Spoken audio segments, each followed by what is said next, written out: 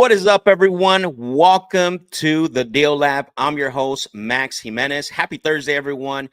Super excited to be on today. I have a lot of, a lot of things to talk about this morning. We had a really good day yesterday, so I want to talk a little bit about yesterday. Welcome. For those of you that are tuning in, where are you tuning in from? Drop in the chat. Where are you tuning in from? Where you're watching me from? I want to give you a shout out. I got my guy JP in the house. What's up, Jalen? Welcome to the Deal Lab, man. I'm super excited. Like I said, it's our second episode. Yesterday's episode, unfortunately, there was a glitch. There was something that happened. I'm working on getting that back up. So for those of you that want to go back and rewatch it, I'm still working on getting that back up to up on YouTube. So you're not gonna find it right now, but we're here today. I got some good stuff today, by the way. Obviously, we're gonna call sellers. We're gonna, our goal is to lock up deals every single time on the Deal Lab. And then yesterday I talked a little bit about the schedule. So just remember the schedule for moving forward. It's on Monday, Tuesday, Thursday, Friday. Wednesday is an off day. Off in the words of being live, but I will still be on. Had some really good phone calls and meetings this morning when it came to my marketing guy and, trying to make sure that we have enough leads. And like I said, I could have pushed this back. Obviously, I could have pushed this back till next week, but I wanted to get going. I wanted to, make sure that we are, live and that we're doing this thing. And so today's going to be a little bit similar experience. And so we got Jorge Ramirez in Vegas. What's up, Jorge? How you doing, brother? Long time no see. I hope you're doing well, bro. Keep up the videos. Keep up the good work. I see you, man. I see you. My guy, D Watts. What up, brother? How you doing, man? Hope you're doing well. We got to connect, bro, sooner than later. I appreciate you, man, for always supporting. You've been there since day one as well, too. One of the few, right? So appreciate you, bro, for being on here as well. All right. I got some really good, like I said, some really good things today. In about a half an hour, I am going to be talking to my lead manager. So you guys are going to experience that. Who wants to drop a thumbs up or a fire emoji if you guys want to see that call here with me? Who's excited about that? Who's talked to a lead? And have you ever talked to a lead manager before to direct them and which way to go on the CRM? I'm going to have a call. I'm going to call her through Slack. I was planning on bringing her live, but I'm gonna bring her on in about a half an hour. Probably just call her through Slack because I don't think she wants to be on the live. So she doesn't know that yet. I told her I would call her because she wanted to meet earlier. So, but yeah, so we're gonna do that in about a half an hour. But yesterday, let's talk about yesterday. Yesterday was obviously it was the initial setup, the launch, the premiere. We had always, this is live. This is not a pre-recording. There's always going to be issues. There's always going to be, things that we need to work on. But it's just, that's just the way it is. Right. And so yesterday, in the midst of all that, total dials that we brought in from, so remember, we started at 10, just like today, 10 a.m. Arizona time. And for a whole hour, we spent, almost just laying down the groundwork, talking about the schedule, all the things that we're going to do. So we didn't really start dialing till about an hour in, right? To about a little bit over an hour in. So what's up, Steve? Good to see you, brother. This guy is Steve Francis out of San Antonio. Good friend, killer. If you guys got any deals that you need to dispo in San Antonio, Steve is the man. He's actually he was the first, I want to say first, Steve, I don't remember, correct me if I'm wrong, the first winner of the Dispo Olympics. I think he's the Dispo king, so you better recognize. Shout out to him. Appreciate you, brother, for watching the stream. So we started dialing an hour after, right? And so basically we hit 60 dials, about 60 or 65 dials, which is not bad. Usually my goal is to be, if we're not having consistent conversations, I want the dials to be a little bit higher. Yep. Steve says, yes, sir. Of course, brother. Of course. Nothing but respect for you guys out there, bro, in San Antonio. You guys show nothing but love. And, it's always been like that way as well, too. So here's the rule of thumb for you guys, right?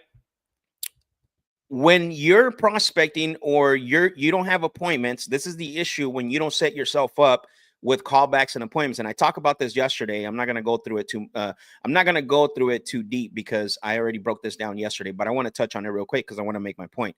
If you don't have appointments and you don't have phone appointments and callbacks set up already on your calendar, then you're going to have to prospect, right? You're going to have to go through your pipeline and go through each lead of those that you haven't called, the long-term follow-ups.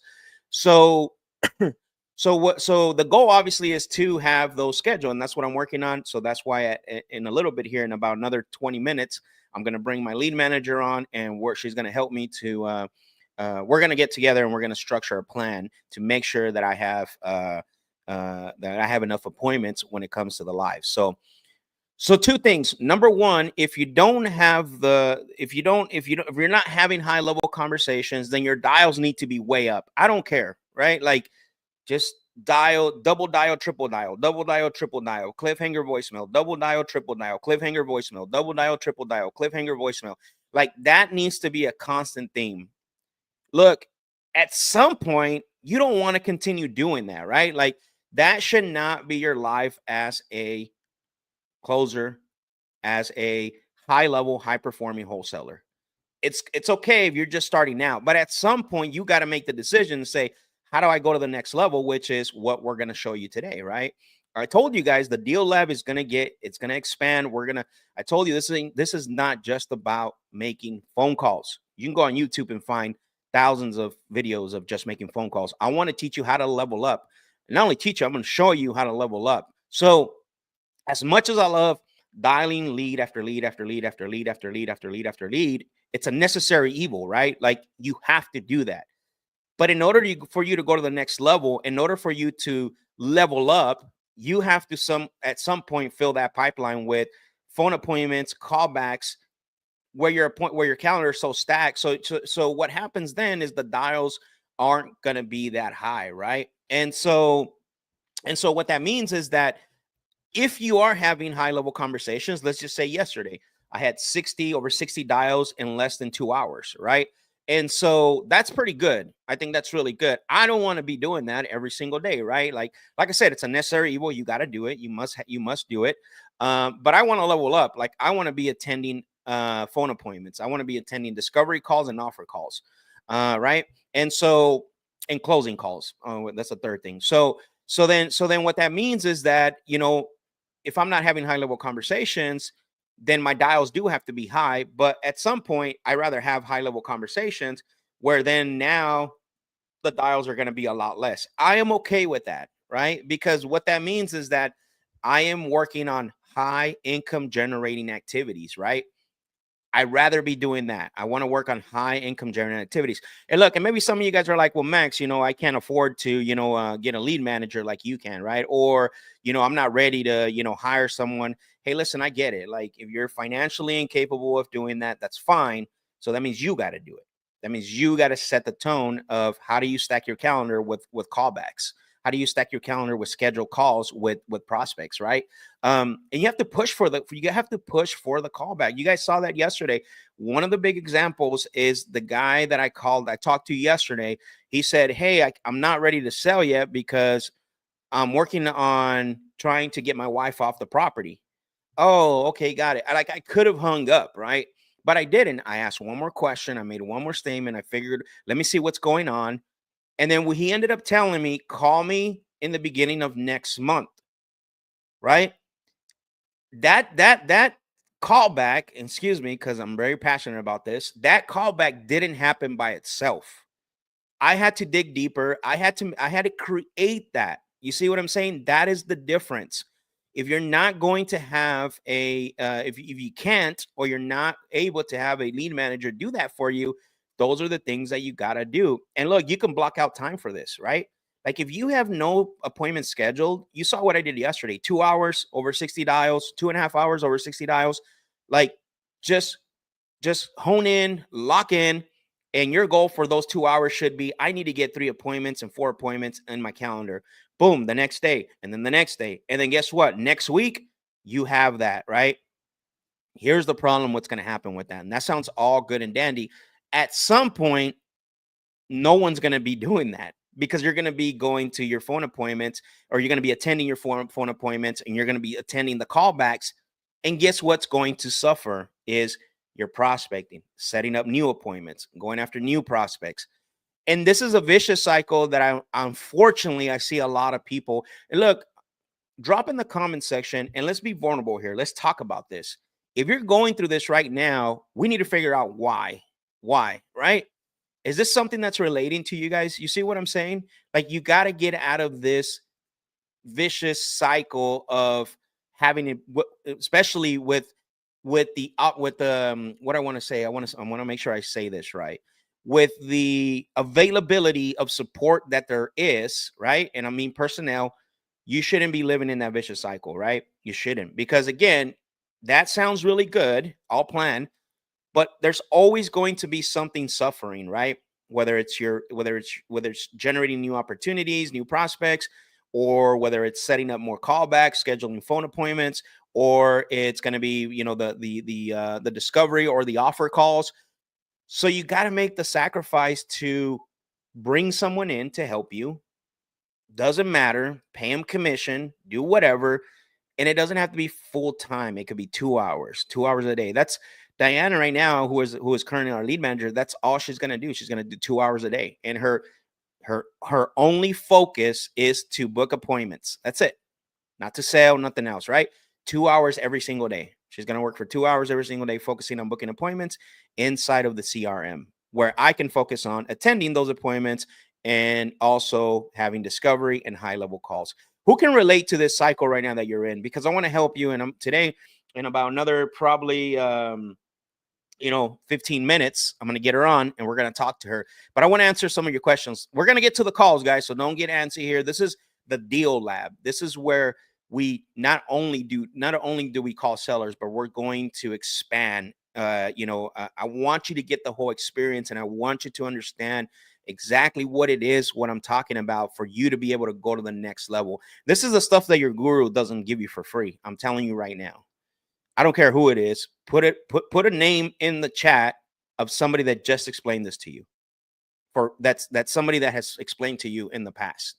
I'm telling you right now, this is the difference on the deal lab, guys and gals, if you're joining us. Like, this is where you go. You're going to learn to go from here to here, but you got to take that action and make that sacrifice. So let's see, who do we got in the chat here? Jorge asked the question, can you double or triple dial when using a dialer like Mojo? Yeah, you can. You can. So in Mojo, and look, Jorge, I'm going to tell you, I'm going to be transparent here, right? Disclaimer, I haven't used Mojo in a very long time, but I do frankly remember that Mojo has a redial button, right? So yes, so it has a under because there's a power dialer option and there's like a preview dialer option. But I think even in the power dialer option, it'll redial that lead on its own if they can't get a hold of the first time. I don't know. It's set up a real weird. But to answer your question, yes, if you do, oh, there it is. So Derek just answered it. He confirmed my point. Yes, if you have it set up as a preview dialer. So but you can do double dial, triple dial, which is something that you guys should be doing anyways, right?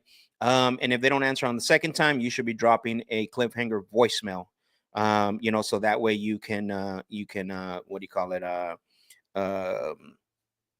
What's the word I'm looking for here? That way you have a better chance of connecting with the prospects, right? And so again, look, I want you guys to win, but you got to realize, like, there is no secret sauce, right, when it comes to getting results. But there is strategies that you can use to help you, right? Like, you still got to take the action. That's what I'm saying here. You got to take the action. But there are little secrets and nuggets that will help you, right, to be able to get the results a lot faster. And what I'm talking about right now, it's so crucial and so important. Look, I can't see myself doing it any other way. Like, at some point, you guys that have been doing this for such a long time and you're inside that vicious cycle, like, you got to get out of there, man. Like, you're not going to move up to another level. And I've been talking to some of you for a long time. Hopefully for you guys that are, that are, that have been doing this for a while, you need to understand, like, if you're asking yourself, why am I not growing and why am I not getting the results I want? This is why right here. You can't do it all, honestly. All right. So Dre, what up, man? Dre says, when following up with a prospect, what time frame do you suggest? Like, first call will be consult, then follow up, then close. Beautiful question. I love this question. Okay. I'm going to show you guys something here really quick because I was already planning on showing it to you guys. But Dre, you brother pushed me to show it to you right now. So guess what? I am going to show you guys something that your guru and your influencer, well, your influencer probably doesn't even know what he's doing, but I'm going to show you something right now that your guru hasn't shown you. So give me 1 second here. I'm going to pull this up because not only am I going to answer that question for you, Dre, I'm going to show you what you got to do. Okay. Because I have some time. I got 8 to 10 minutes right now to be able to show you this. And I'm going to show you my exact, and you can screenshot it, whatever you want to do. I'm going to show you my exact opportunity lead management follow-up. Okay. So just bear with me here while I bring this up. Okay, here we go. You ready? Dre, drop a fire emoji if you're ready for me to show you and answer that question. Who wants to see this? Drop a fire emoji right now so you can see my exact opportunities lead management flow. Who wants to see this? Drop a fire emoji in the comment section, in the chat right now, because I'm going to show you guys exactly the exact same thing that I'm going to use to answer his question. Ian, I appreciate you, man. Thank you. Thank you for dropping that fire emoji. Dre, thank you, brother. I appreciate you. All right, here we go. I'm only going to show it to Ian and Dre because they're the only ones that dropped an emoji inside the chat. Oh, man. Jorge, I appreciate you. Let's go, brother. Let's go. Let's go. Appreciate you. All right, here we go. So let's go ahead and go to share my screen. I want to make sure I share this correctly. I don't want to show you guys. All right, here we go. Tell your guru that you saw this on Max's live. Okay. Oops. Sorry about that, guys. Give me 1 second. Here we go. No, I'm too big there. There we go. Perfect. Okay. So here's the exact formula that I'm going to use for me. I have new lead comes in. I'm going to attempt to contact it. Okay.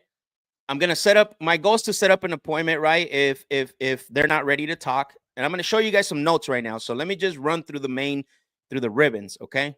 So I got appointment no show. I got a hot lead due diligence, offer stage, under contract, and then 30 to 90 day short-term follow-up, 90 day plus long-term follow-up, nurture, and not interested in dead. Dre, I'm going to talk to you. Okay, Dre. So give me a thumbs up because I'm going to be talking to you since you asked this question. When a new lead comes in, right? Inbound or manual enter leads with no contact attempts yet, make the first connect within 5 minutes. Like if you have inbound leads, like they should be contacted ASAP. Okay, Dre. Now, if you're doing cold calling, that's a different story. If a new lead comes in, I make an attempt, right? An attempt for me means call, text, or email attempt made. No response yet. If no response, an attempt for me means 2 dials plus 1 text per attempt. Once I hit 8 attempts, what's going to happen? I'm going to take that lead and I'm going to move it over to nurture. Okay. And then what's going to happen inside of nurture, right? Multiple contact attempts made, no response, still worth keeping in the system, obviously. And then leaving a drip sequence so that way they can get a cold text and an email every month. And then the what's it called? The lead manager is going to take care of everything in nurture. Okay. My goal is to live in here, right here. See these right here? This is where I want to live at. So then I want to schedule appointments. Remember, I told you guys phone appointments, right? Phone appointments, sellers agree to a call in person or to a call or in person. The appointment must have a date and time. We must tag it completed or reschedule. If they don't show, right? If they don't show, guess what? Seller missed schedule appointment, immediate follow-up to reschedule and send. And I have an MIA appointment drip. This is called missing in action appointment drip. I drip them for 4 days after the appointment. They get one right away. If they don't pick up, if they say they're going to meet with me at 10:30 and they don't pick up, boom, I'm dropping a text ASAP. Hey, everything okay? We had a scheduled call. Just want to let you know I'm available for the next 10 to 15 minutes, blah, blah, blah, whatever the case may be, right? And then if they do answer, and after that, and we'll reschedule, and it kind of this little circle goes here, right? It's like a little circle here that you live in. Now, here's how I manage the other leads. So I got a hot lead. What's a hot lead, right? Hot lead, due diligence. Seller's motivated and ready, but we're holding off on presenting an offer because we need to verify key info, comps, repairs, tenant status, title issues, whatever the case may be. So we're going to tag it, need better comps, confirm an ARV. This is actually a header inside of my CRM, right? So then we're going to verify repairs, tenant occupancy, whatever the case may be. We're going to use these tags. If we do happen to be, I talked about this yesterday. Remember? How many of you guys remember what an offer is? Who can write in the chat what an offer is? Remember, there's 3. What is considered an offer? Who can remember what's considered an offer? Right? If you guys can put that down, so that way the new people that are attending today can see. Who remembers what the three steps? What are 3 ways that we can make an offer? Remember, there's 3 ways. Okay. Let me go back to this because I got to get through this because I got a call here in like 3 minutes, so I got to run through this. Again, you guys, I talked about the due diligence, right? They're not ready for an offer yet. Offer stage, they're right here in front of you, right? So what do we got? We got verbal offer made, price shared, no decision yet. Verbal offer accepted, seller verbally agreed to price, no paperwork, sent for signature, contract sent, waiting for signed doc. So this is the offer stage, right? But before this, there's something else, right? That when I track in my scorecard, what I consider an offer, it's a reaction anchor is an offer, a commitment anchor is an offer, and then obviously the hard offer, right? Those are the 3 things. Now, once I get past the offer stage, they go under contract. Now, going back to you, Dre, here's your question, right? Because I'm going to put your question back up here real quick. Let me go back. Your question was, when following up with a prospect, what time frame do you suggest? Like first call will be consult, then follow up, then close. And here's what I'm going to tell you. It depends. Okay. It depends. So if I talk to a prospect and they want to sell in 30 days or less, and I had a good conversation, I'm going to set up an appointment because I need to do my due diligence, right? You got to be conscious of this. There's not one like one box fits all, right? If I talk to a prospect, right, seller's interested but not ready to move forward. Look at this note right here. Seller's interested but not ready to move forward yet. Their timeline is short, 0-90 days. This stage is usually when we've had a real conversation with the seller, meaning we don't cover the motivation and timeline, but did not make an offer because they're not yet ready to sell. This is considered a warm lead and touch weekly or bi-weekly, right? Even if they said, I'm not ready to do anything till the next 60 to 90 days. They're going to get a drip every single week, potentially every other day, depending on how the conversation went. This is what I was based off, right? If I talk to a prospect and they're like, look, I'm not looking to do nothing. Look, I want to sell, but I'm not looking to do nothing, till probably in 6 months. Guess what? Seller's interested, but their selling timeline is further 90 days. This stage is only used when we had a real conversation with the seller, meaning we've uncovered their motivation and timeline, but did not make an offer because they're not ready yet to sell. This is considered a warm lead. Same thing, right? So we're going to put them in one of these sequences based on what they tell us in the conversation, right? So to answer your question, Dre, it's not a one box fits all. You have to measure it based on the conversation. And here's the other thing too, guys. If I can't get a hold of them at all, they just go into nurture. Like I don't dead any leads, right? I go into put them into nurture, and then the system and the lead manager will take care of them.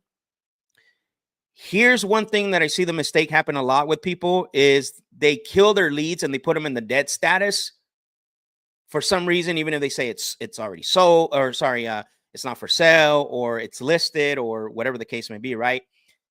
Only tag as a dead if the seller specifically says already, there's a typo there, already sold, don't call me anymore, right? Not really a lot you can do. So when we put them in not interested, these are leads where we would not uncover motivation or timeline. The seller did not express any urgency or sale. Often they just want an offer or evaluation and clearly communicated that they're not serious or interested in selling. Action, keeping the system under not interested for future re-engagement. Guys, there's deals inside of not interested. I'm telling you right now, there's deals inside of not interested, because just because they say they're not interested doesn't mean they're not interested right now. So then you got to make a decision based on the conversation. Is this a 90-day plus, or are they truly not interested because they didn't give you timeline, motivation, or anything like that, right?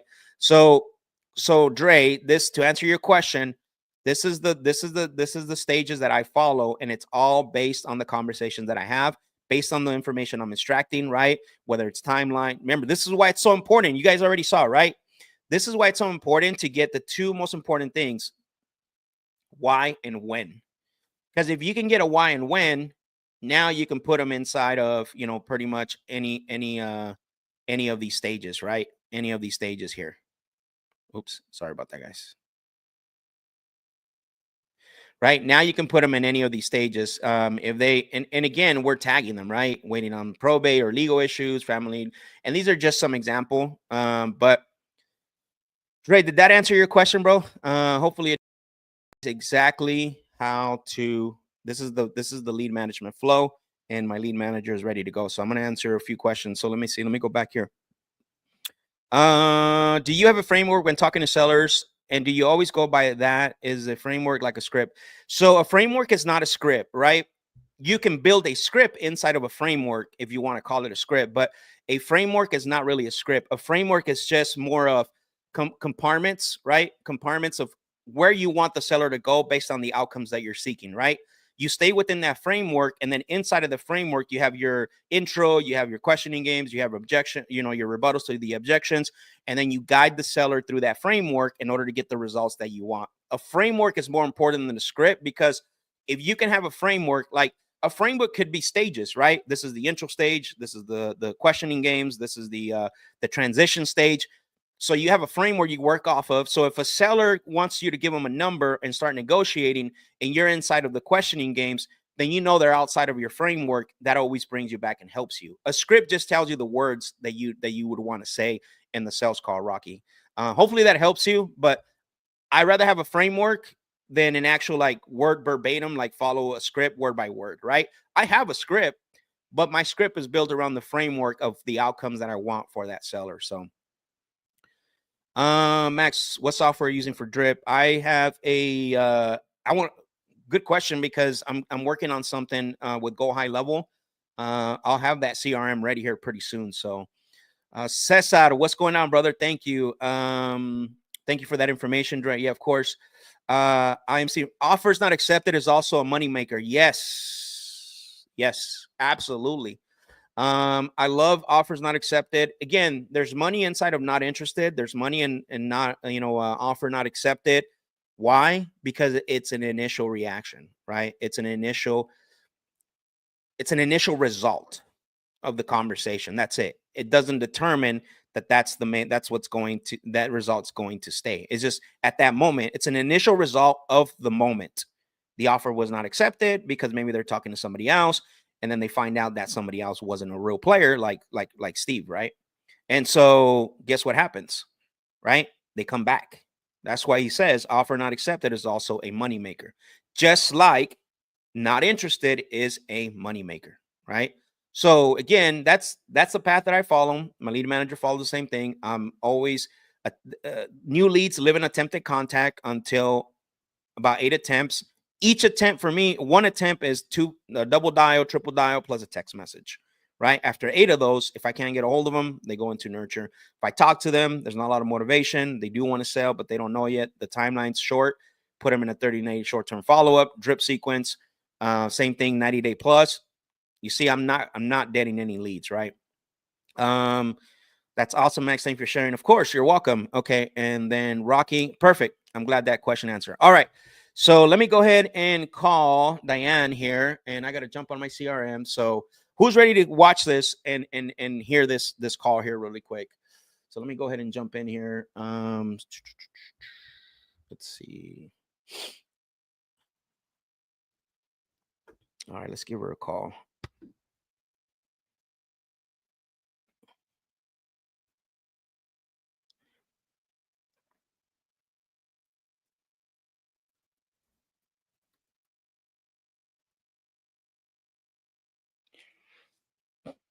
By the way, that was a $5,000 class right there that your guru would have charged you for. I'm just kidding. You guys know that I'm always gonna give him a hard time. All right, let's see. Oh, we got 2 leads, I think. Receive your request for an offer. Oh, perfect. So we got 2 leads while we're talking. So let's see. Let me see.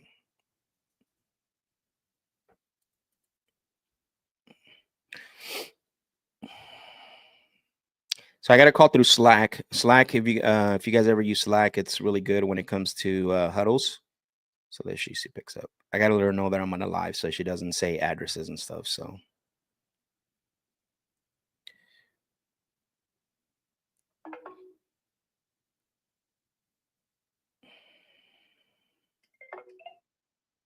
hello, Diane. Hi. Can you hear me? Yeah, I can hear you. I'm just connecting my AirPods. For some reason, it's not connecting. You're good. Hey, really quick. Can you hear me okay? Yeah, I can hear you. Hey, really quick, before we start, I just want to give you a heads up. We're actually on the live, okay? Oh, right now. Yeah, right now. You're good. Nobody can see you. They could only hear you. Oh, okay. You're good.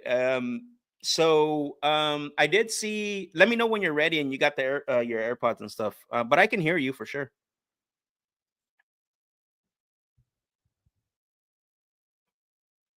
Yeah, I'm good. You good? Okay, perfect. So so I did see that some of the leads are trickling in now. I think we got like 2. We had one come in at midnight, and then we got another lead that came in I think earlier this morning. It looks like. Oh, actually, one of them was a test that you did, right? Yeah. Okay. And I do see. Oh, so I guess it was only one. For some reason, I thought 2 came in, but I do see one. One came in very early, like at 2 in the morning. It's crazy. So that means they're motivated. They're looking to sell their house at 2 in the morning. So that's good news. Okay. Now, as far as Late night thoughts. say that again. Some late night thoughts of selling a house.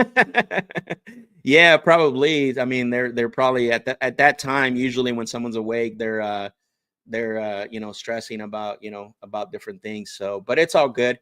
As far as making the calls to book appointments, do you want to talk a little bit about that? What questions do you have, or what can we how can we set that up for in order to be more effective and get better results?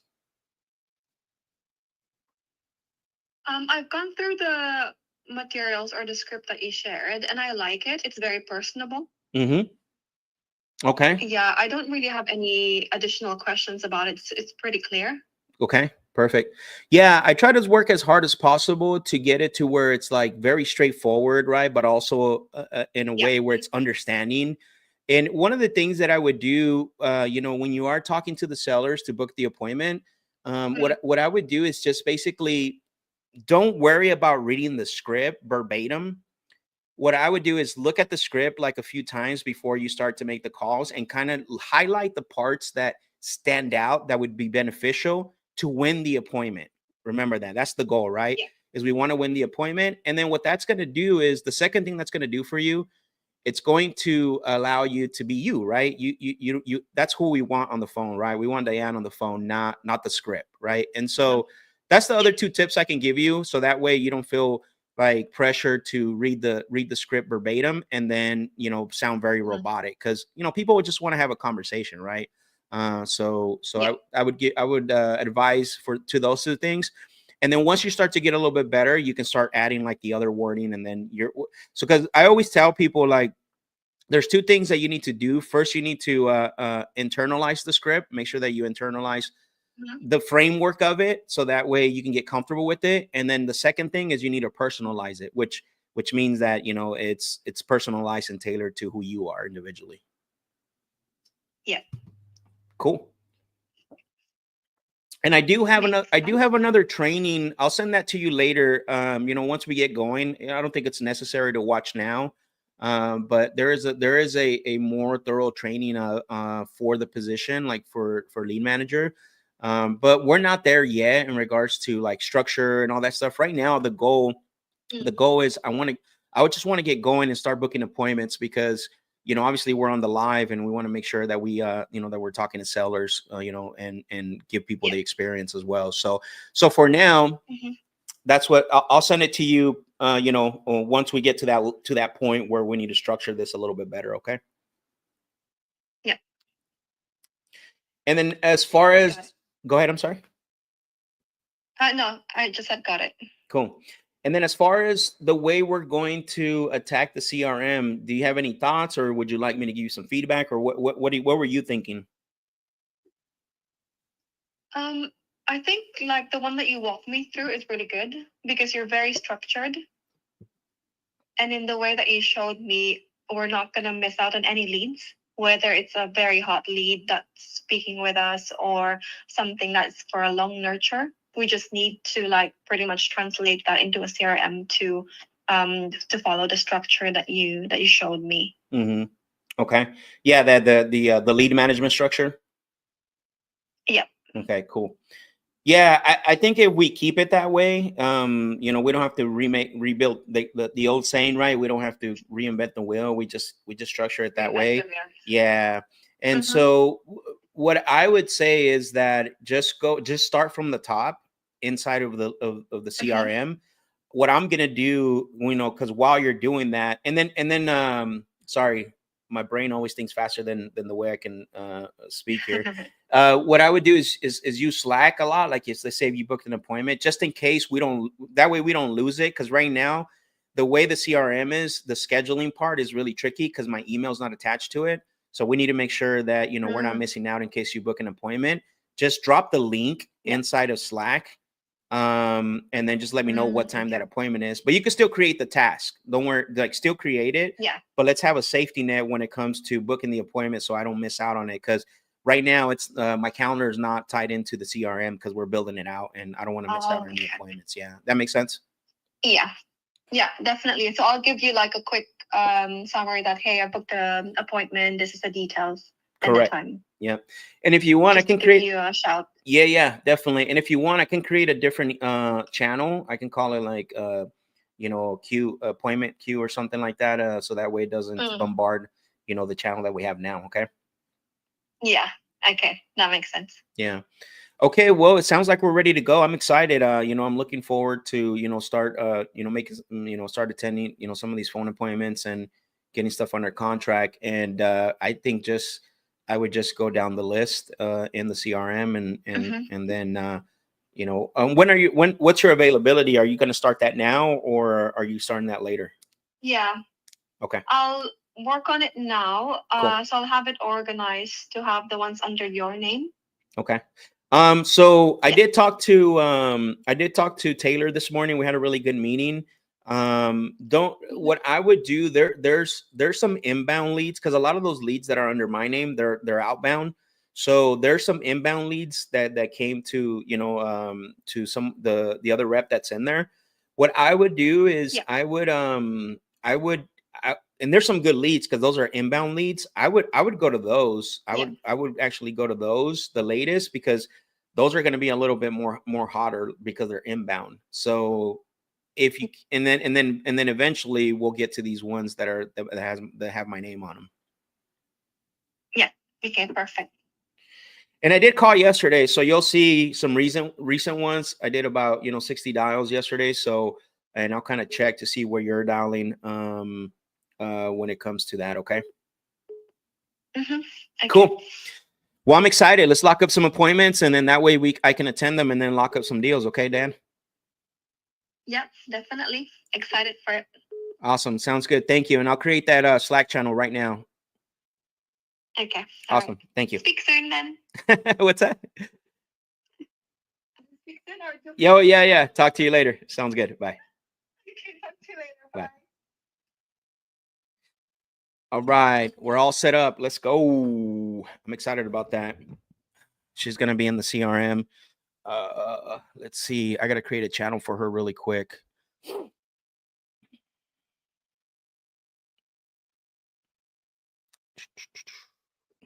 Oops. So I am going to create a channel.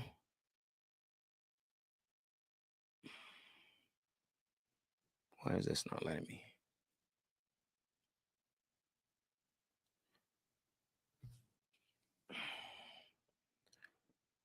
Blank channel. Yes, I want a blank channel. Come on, Slack. Oh, here we go.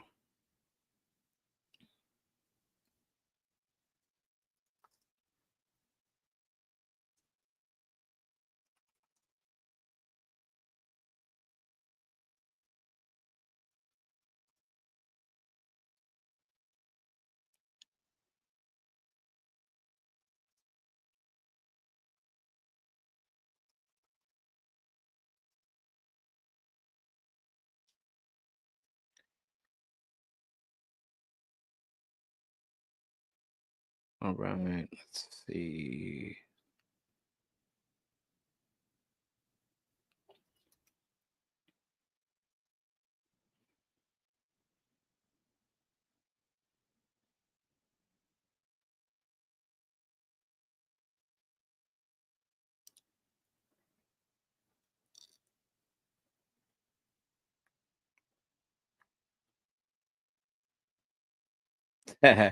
She just sent me a Slack. She's like, "Oh my God, I didn't know I was gonna be on the live. I was so nervous."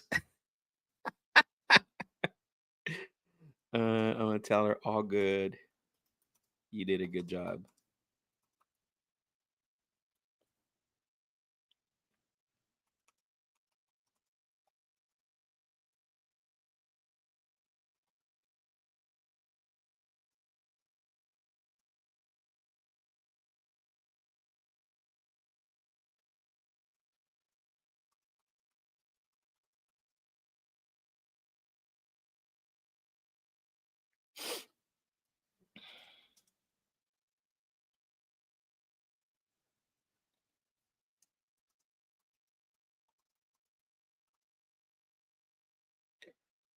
Sorry, guys. Let me just finish this up. I want to get her going so she can get some sellers on the line and for me to talk to. So, boom.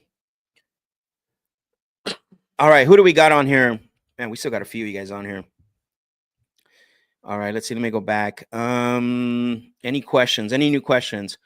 Any questions on that call? That was Diane. She's our lead manager. That's going to be doing some calls and setting up some appointments for what's going on. Brando, what's up, brother? I appreciate you, man. How you been? Hopefully you've been doing good. Herman, what's up, bro? How you doing? What was I talking about? Yeah, so I'm gonna finish my conversation and then I'm gonna get to the phones. But the last thing I want to say on the conversation that I've been talking about today, right? The last thing I want to say is that just remember what I said earlier is at some point in order to get in order to elevate, right? You have to be conscious of the things that you're doing. She's calling me back right now. Hold on, guys. Hey, Diane. Can you hear me? Hello? Diana, are you there? Oh, she said she called on error. You guys got to figure out how to get out of that vicious cycle that I was talking about earlier, right? In regards to prospecting, and so you have to figure that out, right? Because like I said, it's all great, right? Like you're doing the prospecting, you're doing the opportunities, and so you have to make sure that you are you're working towards getting out of that position, right? That vicious cycle. No matter what, it's a sacrifice, guys. Like it has to. You can't level up if you don't make sacrifices, and that's the one thing I want to encourage you, right? And you guys saw this morning, right? This is not fluff. I'm not here to sell you guys anything. I'm not here to. I want to show you guys. That's why I call this the deal lab, because what I showed you guys today is what's actually working in what I'm doing, right? And so a lot of people don't show you what's working. They just want to talk about the end results. And the end results are great to see because that gives you enthusiasm and it gives you excitement to, to keep going. But in reality, it's like, I want to know, how do I get out of this? Like, the whole reason why I got into this is to get out of this, out of my situation, or whatever the case may be. So when this stream is up, I'm gonna tell you guys, if you don't watch the rest of this stream, right? Go back and watch these first 50 minutes. Go back and watch these first 50 minutes of the stream, because that is like, that information that I gave you guys is going to jump you from this level to the next level, right? I'm not saying it's going to be the end all be all, because there's different levels to everything, right? But it's a good start and a launching point to get you to be better with managing your pipeline, get you to getting better results and those kind of things. So I wanted to share that with you guys. So Angel said, shared the stream with some people yesterday so they can see the real, not the fluff. I love it. Thank you, Angel. I appreciate you, brother. That's what I'm here for, man. I want to show you guys everything. Jorge said, and we appreciate you for that, Max. Of course, man. You're welcome. So, the real deal, brothers, the real deal. So, all right. So now that we got that out of the way, who's ready for some phone calls? Let's see if we can have a little bit more conversations today. I got one that I'm going to call right now that just came in, a new lead that just came in. So I'm going to give him a call. Where is this lead at, by the way? Let me see.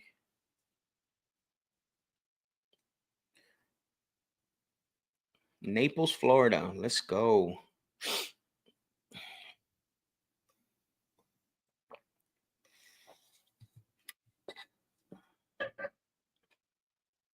Sorry, guys. I got to do something real quick.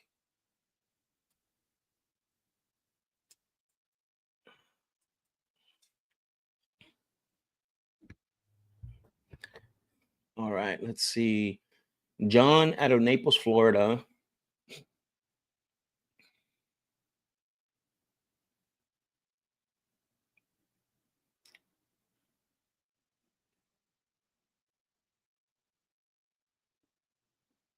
By the way, who's making calls today? Drop in the chat if you're making calls today.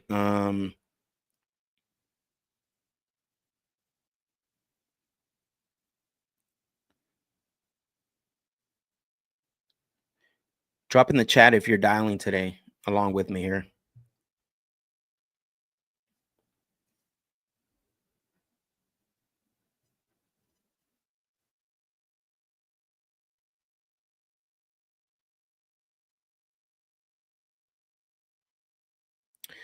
All right, my guy Beatty, he's making calls today. Let's go. Angel said calling driving for dollars lead. I love it. Calling actively. Let's do it. I love that. Love it. Love it. Here's my action takers right here. Anthony said, I'm making calls. Boom, baby. Let's go. Look at this. We're active today, baby.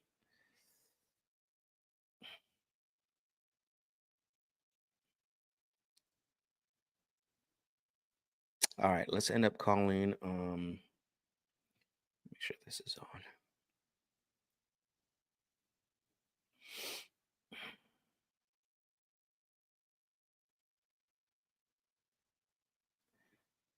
All right. Let's see. Oops. Nope.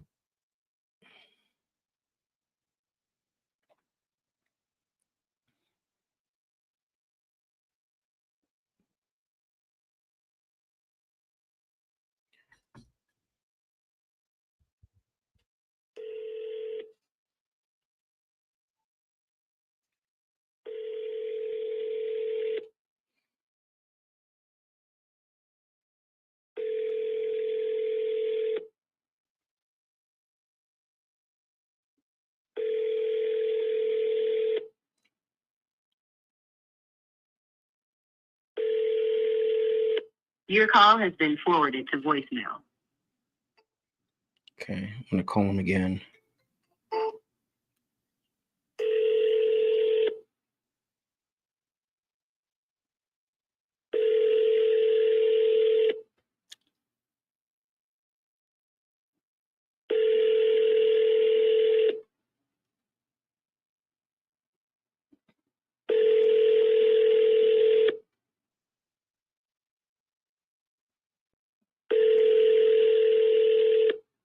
Your call has been forwarded to voicemail.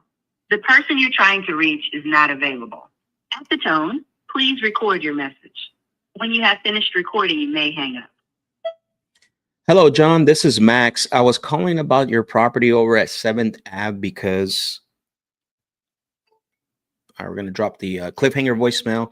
And then what I'm going to do is I'm going to send him a text as well. And then obviously that's going to be one attempt on that one. Okay.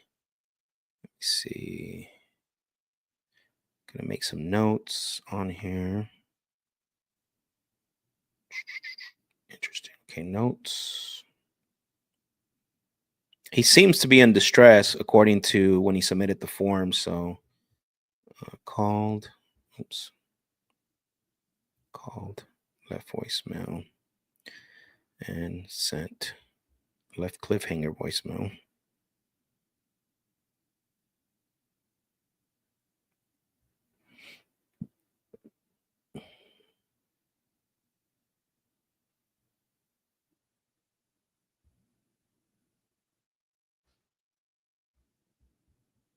Okay, I'm gonna send him a message.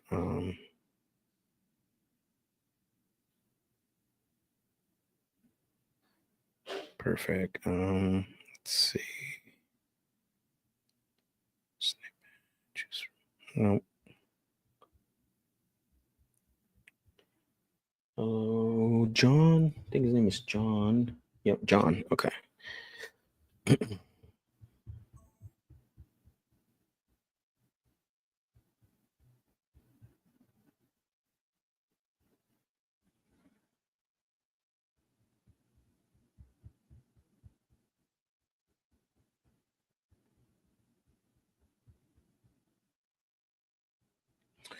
All right, let me send him.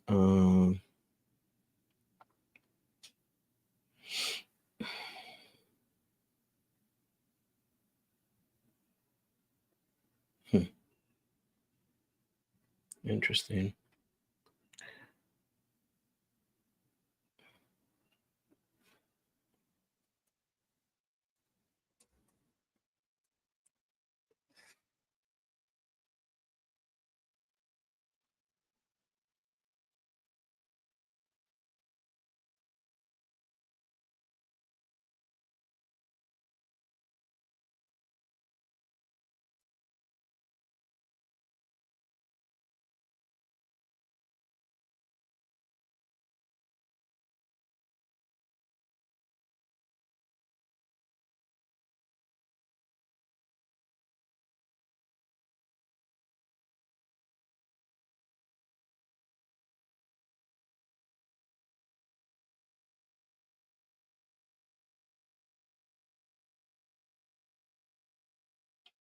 Okay.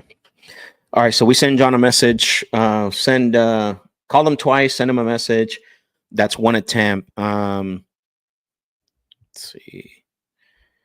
Jose said, yesterday I asked if you can't afford PPC, what outbound lead source do you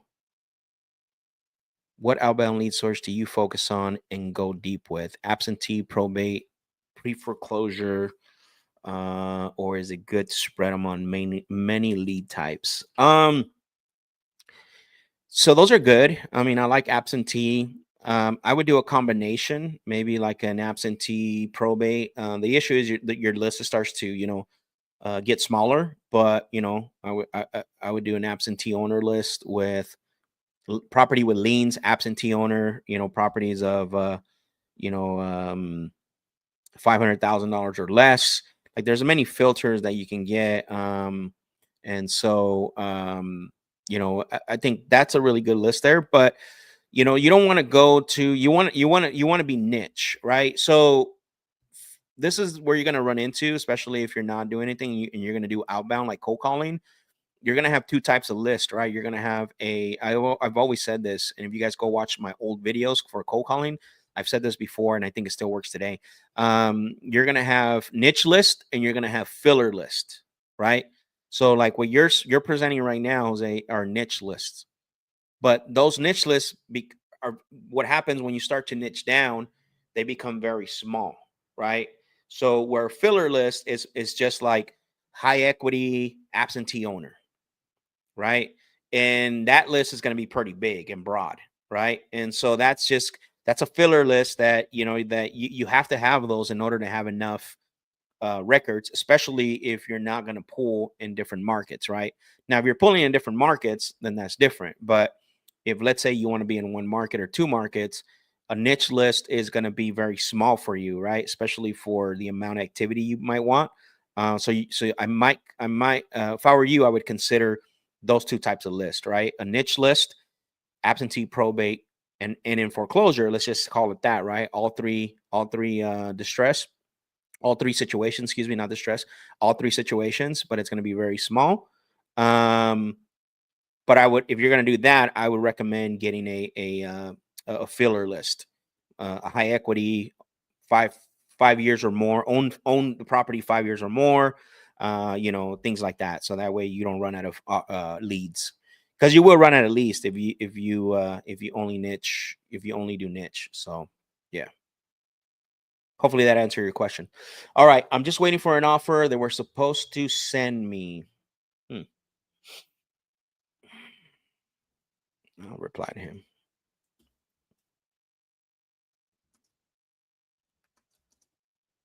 So this is what sellers think a lot of time. Like, they think that, you're just going to text them an offer. Oh, he called. Shoot. Why didn't I get that call? It's so weird. He did end up calling back.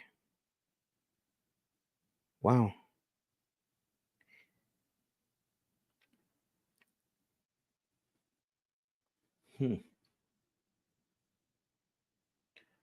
Wow, this is a $1.4 million property. Interesting.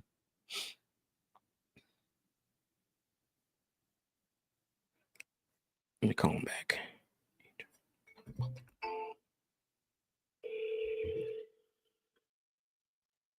John. Hey, John, it's Max with a Good Offer. How are you? How are you? I'm doing good. Thank you for asking. Sorry I missed your call. I was actually on the other line while you were, dialing me. So, yeah. Go ahead. I thought we just get an offer. I thought we would just get an offer in writing or something. Yeah.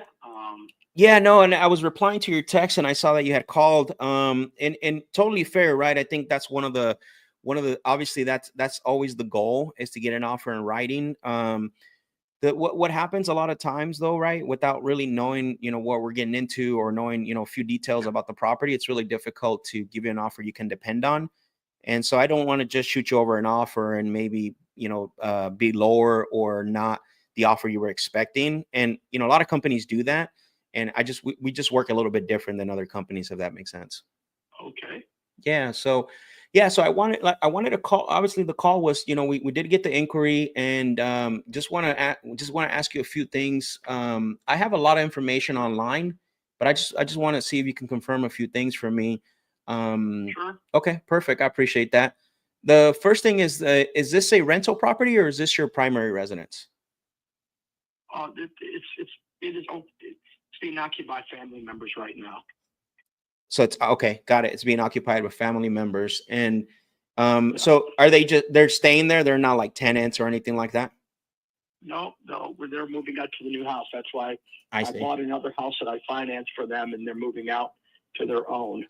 I see. Well, that's nice of you. I guess that's what family's supposed to do, right? Yeah. No, I appreciate that. Okay. And then so family members currently staying there. And then when do you know when like their new property is going to be ready for them to be moving out? We're closing tomorrow. Oh, you're closing tomorrow. Well, congratulations. That's Yeah. awesome. That's great. That's pretty fast. Okay, perfect. I appreciate you sharing that. And then, one of the things too is just to make sure I get the whole story here, and to make sure that we align with your goals. When you decide to sell this, not to us, but just someone you feel comfortable with and trust, is there anyone else that's going to be, having an input to help you make the decision on selling? Nope, just be me. Just be you. Okay. Totally fair. I only ask that because, whenever someone's making a decision this big, usually they have someone else, they want to have an input in, which, I totally My wife get that. could be. I may run it by my wife to tell what I'm doing, but Yeah. I'll make the ultimate answer. That makes I know sense. I'm the one that has the real estate decisions. No, totally fair. Like I said, that's the only reason I'm asking, right? Because selling a property is not an easy decision, and I just want to make sure Yeah. that I'm talking to. I know what it's worth, and hopefully, I realize there's no commission. I realize it's a quick sale. I Correct. realize people need to make a little bit of money because they're doing a float. Mhm. But it depends on what it is for me. So Yeah, definitely. I'm not taking a low ball. Obviously, I'd rather wait it out. I don't. No, that makes sense. And look, we're the same way. We don't buy every property from everyone we talk to, right? It's impossible. At the end of the day, if it has to make sense for all the parties involved, and that's why I started my call that way, because I want to make sure that I at least get an understanding about the property and sort of if your goals, depending on your Nothing wrong with goals. the property. I just don't want to deal with selling it. Got it. Sounds like you're pretty busy. Yeah. Yes, I am. I have a lot going on. I see. Got it. And just out of curiosity, ballpark, how long have you owned the property? 13 years. 13 years. Got it. Okay. So you've owned it for quite a while. Is what's changed recently? I know your family's staying there, but what's changed recently that's got you thinking about selling it? I'm moving. My kids have gotten married, and they each one need their own place now. Got it. Okay. So it sounds like maybe using the funds to buy them a property or something. What's that? So you're selling. You say your kids are gotten older and they're getting married and they need their own place. Are you using like the funds of the That's sale? exactly right.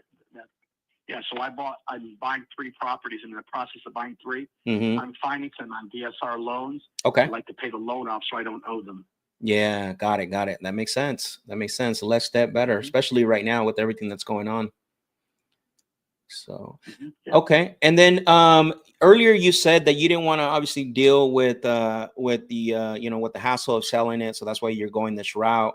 So it sounds to me like convenience is more important over sort of a traditional route. Yeah, I just don't want to wait months. Have to deal with the realtors and people going to visit things and all that. Hey, listen, I don't have a problem with money. I don't mind losing a little bit of money. Sure. I don't have to maximize my peace of mind is worth more. Listen to what he's saying, guys. Like, these are cues, right? Yeah, no, that makes sense. And it's not uncommon. A lot of times that's the reason why sellers have called us, and at the end of the day, they sell to us because they usually want to do a more convenient route. Not necessarily doesn't mean they're in some type of financial situation or anything like that. It's just more of a it's more of an option, right? More of an option. So, and then so let me ask you this, just so I can get a gauge on timeline. If you do get an offer, you know that you can depend on and you feel comfortable with, what is the timeline you're looking at as far as selling this? Right away. Right away, because your family members are moving out. I guess they close tomorrow. What do you think it'll take them to move out of the property? Couple weeks. Couple weeks. Yeah. So like maybe a month. If you want to be safe, let's say 30 days. Okay. We could sell it, or that'd be max, I think. Yeah. Makes sense. Okay. Mm-hmm. Got it. Now, just so I can get an understanding, if you were, standing in front of the property, can you walk me a little bit because I got some stuff on here online, but it doesn't always tell me. What does the property kind of look like on the outside walking into the house?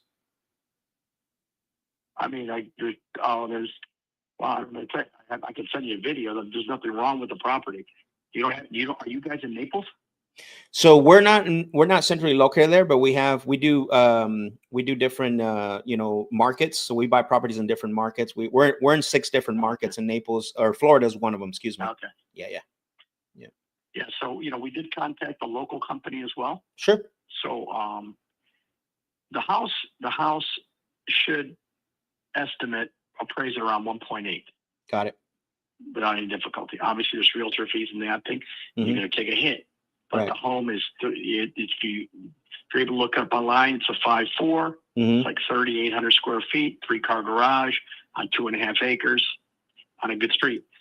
Okay. Yeah. So really. So you said it was 3,500 square feet? 30. I think it's 35 or 38. Let me talk. Okay. For some reason, I'm showing 4,500 square feet. Oh, that's probably with the garage, probably. Oh, that makes sense. Different because someone quotes AC only. Yeah. Okay. I don't know how you guys quote. Yeah, it's 45 under roof. Yes. Got it. Okay, but livable space, that includes the garage, but it sounds like livable space is right around 3,800, 3,500. You said. This is, I'll tell you what. Yeah, no problem. Gotcha. Looks like 3745 under roof. They're actually under air. Okay. There's another 457 in the rear porch and deck. Front porch is 109 and the garage is 834. Okay, got it. I see. Yeah, that makes sense. And I have two different programs where I look at, and it looks like the other one's is spot on with the information you just provided. So it creates a little more clarity. So I know it has 16-foot ceilings. It's got stone floors in the house. Okay. It's got a monogram appliances, 4-foot refrigerator, all that good stuff. Sure. I mean, it sounds like a really great property from what you're telling me. It's a good property. There's nothing wrong with it at all. It's a great property. And then before your family, I just want to deal with I just don't want to feel like if I sell, I got to deal with cleaners and realtors. It's going to take months, and so that months is worth my time. So that makes a lot of sense. Able sense. to have software that you should have software that should do valuations. So. Well, yeah, we do. But you'd already noticed the two systems that I use have different square footage. This is why it's always better to just make the call, because one is saying 4,500 and then the other one's saying 3,800. So it's like, so there's a big discrepancy with the information online. So it's always good to confirm, you know, that way you can get the max for the property, and then we can make sure that we're, we're also understanding the whole picture. So I know you mentioned that it appraised for 1.8. I'm assuming that's what you're considering wanting to get for the property, 1.8. I realize I'm a businessman. Sure. I realize it's a carrying cost. You guys got to make money for liquidations and move. There's a convenience factor. I get that. I go to a convenience store, dozen of eggs cost XYZ. I go to Publix, it costs XYZ. Sure. I go to Costco, it costs XYZ. Which one do I go? Depends on what I want for convenience. I realize there's a cost of convenience. Correct. So I was curious to find out what the fees would be if it's worth my time messing with selling it. That's all. No, it makes sense. I was only asking that because you threw the obviously the appraisal. I was just more I'm sure that it's going to appraise for at least that. Got it. Now, obviously, I want to do. It's definitely a unique property, and I want to make sure I give you, the most. Obviously, the offer where the most that we can come in. I would love to do a little bit more due diligence, and obviously, Why don't you do that and get back with me? You got my number. I will. I will tell you that I've contacted another company. I'm waiting for a response back from them. Sure. I do have one more question for you. Sure. If you don't mind, and then I'll kind of let you go here because I know you're busy. If for some reason, obviously, I hate to come back and give you an offer where we're too low. I know that, obviously you're looking for more convenient. You understand the cost and all that. If you did get an offer where you didn't have to pay anything out of pocket, what is that number that you would feel comfortable with if you didn't have to do anything or not pay anything out of pocket? Look, I don't bid against myself. I'm a businessman for many, many years. I can't do my job for you. I can tell you that it should, without a doubt, appraise for 1.8. Again, you'd have to paint it. Sure. Nothing wrong, but you have to paint and freshen up. Yeah. And you'd have to freshen up the property, power wash, whatever you got to do. And you'd have to market it and all that good stuff. So if I came in at 1.3, what would happen? I wouldn't even consider it.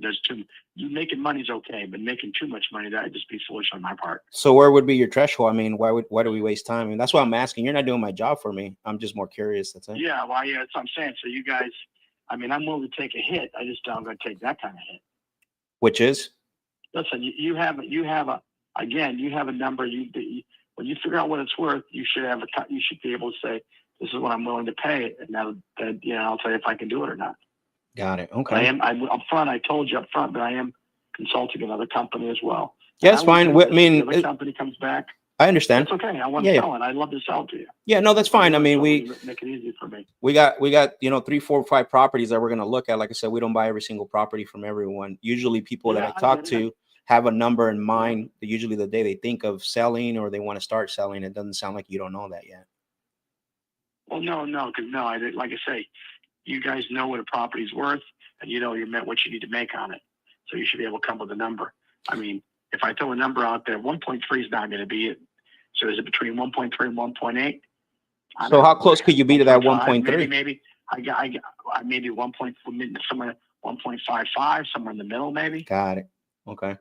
It's all good. I'm not trying to, I'm just trying to get understanding here, John, right? You get it. You're a businessman. You know how this works. Obviously. Yeah, I usually don't bid against myself. I need to know the value of what they're No, worth. you're a smart man. I mean, you've got properties and you know what you're doing. There is we are a full real estate solutions company. So what I'm going to do is, if I want to list it, I got somebody to list it with. yeah, no, for sure. And I'm not even talking about that. It's a few other options, but I'm not even going to talk to you about those until I know, like, I want to look at a little bit more about the property. Like the property. Yeah. I think you'll be calling me back.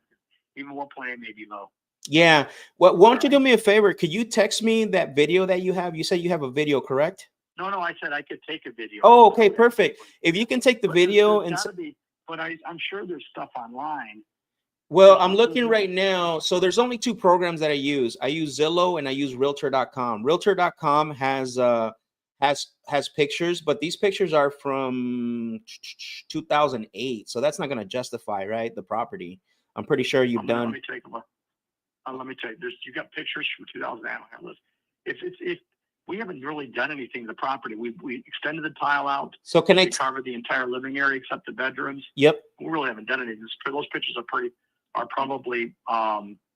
So can I tell you what I'm looking at, so you can confirm like the colors? So the outside of the house looks sort of like an avocado green with white lining around the windows. Is that still the color? Now it's like a yellowy color. Oh, I see. Is that because it got painted or because it got faded? Yeah, we painted it. You did? Okay. Got it. Yeah, and then the inside, I got I'm looking at the kitchen right now, and there's sort of black countertops, or sorry, black cabinets with like a copper sort of color countertops. The cabinets are walnut, and they're made of walnut wood. And you know where the refrigerator is there? Now it's a 4-foot refrigerator. Yeah. Okay. 4 foot. Yeah. Is the oven still in the same place? The oven, is it still in the same place? Everything is the same. Yep. Got it. Okay. So that makes sense. Well, then this confirms. Now the wall that's located to the right was pushed over 1 foot, and that's how it was able to accommodate the 4-foot refrigerator. I see that. Okay. And I do see the walls are white in this picture. And they're beige now, like a beige. But I mean, painting is not a big deal. We could even have it painted if they needed it. But yeah, of course, we have a painter that we use. So and now there's everywhere in the entire, except for the bedrooms, all of it is now the same stone floor that you see. Got it. Okay. Other than that, we have not added a pool. We haven't done anything else to the property. Yeah. And then, so it sounds like you updated the master bath, because I'm seeing tile, like the old square tile. Is that got replaced? In the master bedroom? Let me see. Yeah, in the master bedroom. Yeah. So the master bedroom has large square tile. Okay. And it has I don't really think we've done anything in there. It didn't look old to me. The floor's like a slate. It's really hard to tell in these pictures. It's really hard to tell in these pictures. That's why I'm just asking. We'll get some pictures for you and send it. Not a big deal. Yeah, especially at this. Go ahead. I'm sorry. Go ahead. You tell me. No, I was gonna say, especially at this price point, the more clear I can get, the better. Obviously, you're and here's the thing, John. You're probably most likely going to be running into this, not just with myself, but maybe a few other people that you submit on the website. Someone would come out to the property actually. Yeah, and that's not an issue, right? We definitely can have someone go out there. One of the things I just want to make sure before we use our resources, because we do have partners that can walk the property within 24 hours. But before we use our resources, I just want to make sure we're not too far in the part of the price, because it'll cost us, right? And you know how it is. You're a businessman, so yeah. That's what I'm saying. You got to just no. The house is not dilapidated. There's nothing like that going on. Okay. We actually updated one of the bathroom cabinets in the back as well. It only had a pedestal. Now it has a brand new cabinet. We replaced it just about 6 months ago. Yeah. So the house is a little bit better shape than it was in the original photos. It's every bit of those original photos, or better. Got it. Okay. And then it is what, 2.5 acres, it looks like? That's what I'm seeing online. Is that correct? That is correct. Yes. Okay. And if you look at the current street view on Google, you'll see that we cleared and lifted the land. None of it's underwater now. None of it floods. All the land is high. So you can see the area. If you look on Google, the street view. If you look at the street view on Google, you'll be able to see the house. Let me take a look. Oh yeah, I do see that. Okay. Yeah. You see that? Yeah. It's like, yeah, it's goldy. Yeah, it's a beautiful house. Oh yeah, that Nothing is. wrong with That it. is a nice house. Wow. Yeah. I like the little palm Yeah, trees and all that. Do you have you neighbors? need oh yeah, on their 2.5 acres. I got my 2.5 acres.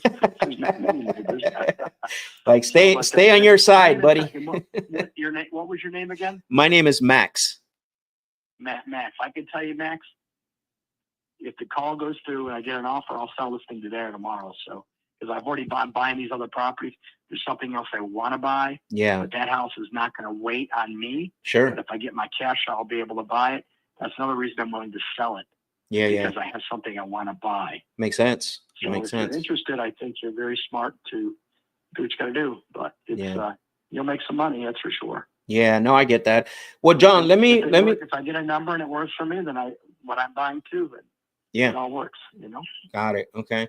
Well, let me do a little bit more due diligence on this, John. And if you were me calling you back about this, because I know you're a busy guy, when would you put that on the calendar so it's not like a disturbance call? It's more of a 10-minute. I just got it doesn't I look at my phone and I grab it. But if you text me ahead of time, then I'll be able to know I'm expecting your call. I can see the text come in.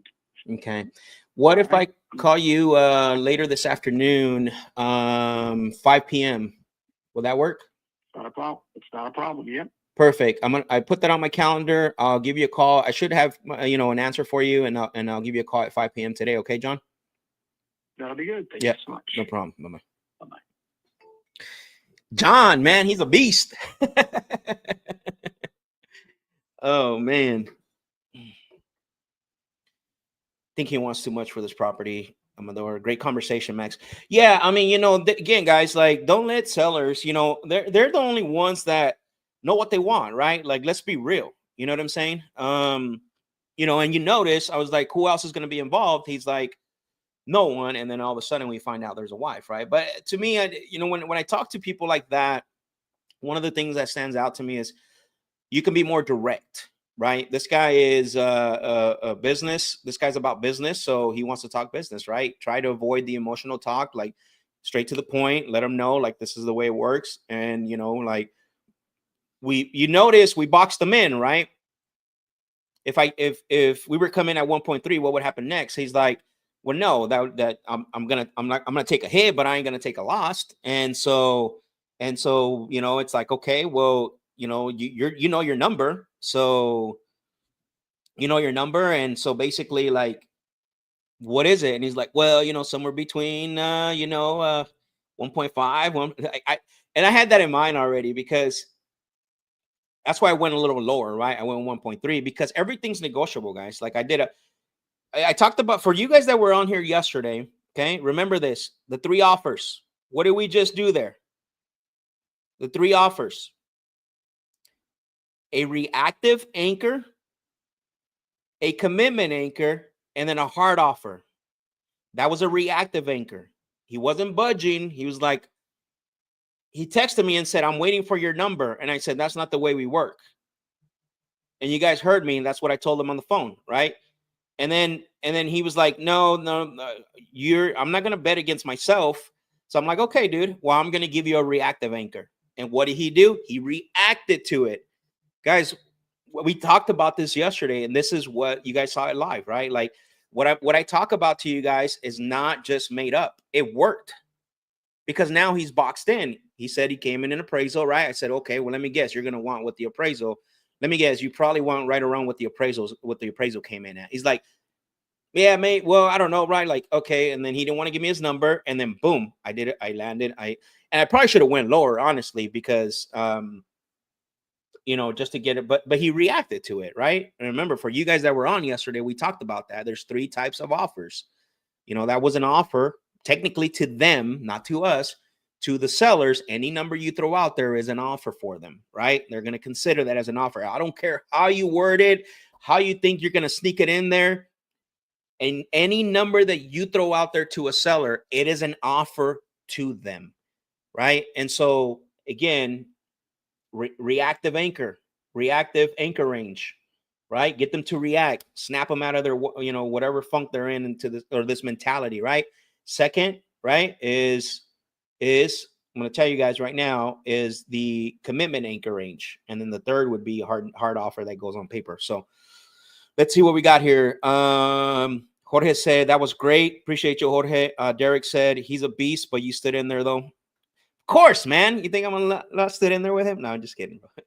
He tried to lower your status. I am assuming businessman. Yeah, again, does want too much, but when he told you to do your job, all your responses were on point. Thank you, bro. Appreciate it. Yeah, guys, this is one of the things is that one of the things you have to remember inside of and this is in school, by the way. You guys can, if you guys want to go there, you can.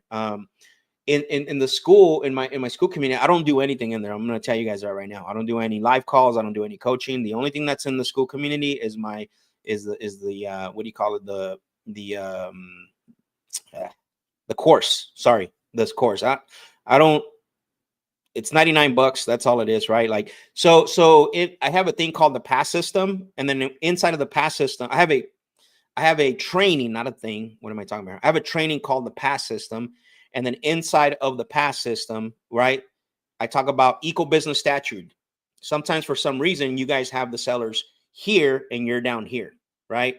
Equal business statute is how you should always, no matter who you're talking to, right? Whether it's a guy that does $1 million of business, or whether it's a seller that's struggling financially and they can't do, like, it's always got to be that way. So I like how you even the playing field when they start to flex. Yeah, of course. And it's not to be rude, guys. It's just to let them understand, like, you're serious about what you do, right? That's really what it comes down to. And especially with somebody like this, like, at the end of the day, right? Like, he doesn't care. He's a business guy. You think he's going to remember me when we get off the phone? Absolutely not, right? He might, especially the way I talk to him, like, hey, it's okay. Like, you might have someone else coming, but I have 4 or 5 other properties that I can look at. Right? Who says that to him? Right? Yeah, okay. You keep telling me you have someone else coming. Well, I'm going to tell you, I have probably, as soon as we get off this phone, I have another 4. Am I lying to him?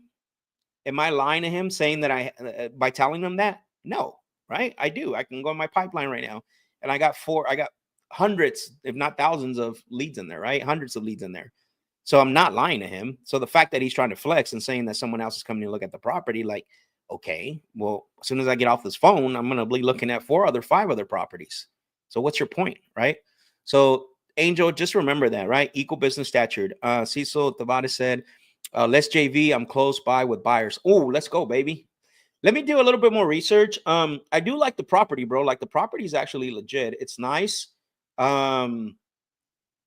It's close. If you're close to Naples, man, I might want to connect with you. Can you send me I don't know if you're an IG. If you can send me a DM, let's connect on this and let's see what we can do. Because what I was going to do is I want to do a little bit more research on it, because this could be an innovation deal. I know he said he wanted to list it, but I don't care about that. I know he said if he was to list it, he has somebody that can do that for him. But at the end of the day, he doesn't know how our program works, right? And so I might end up pitching him that. I might end up, when I call him back today, I might end up pitching him our flex equity program, just because I think it's worth it, right? And he'll get it's still the same. It still has the convenience of a quick close. You just get more money, right? But I don't know if you have IG or not. Or send me send me a message. Let's connect, because I want to see how you and I can connect on this deal. So is yesterday's episode available? Jorge, I talked about this when I first started. I was using a different system, a new system they told me to try out, and I did not like it. And so there were some glitches, and there was some, basically there was some, there's a lot of stuff going on with it. So it's not posted yet. We're working on fixing it. It did record, so which is great, but it's not up. It's not up right now, so you can't find it. So I need to make sure that I what's it called? Once it's fixed, I'll upload it again. What up, Will? Big Will? Long time no see, bro. All right, let's go. So we got a callback set for 2:00 today. Let me put this in here and make sure that I do it right, because to make him the offer, let me see. I'm actually gonna drop the link. Oops.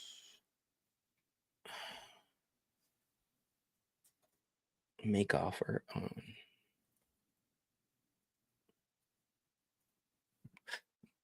And then I drop the link on the conversation.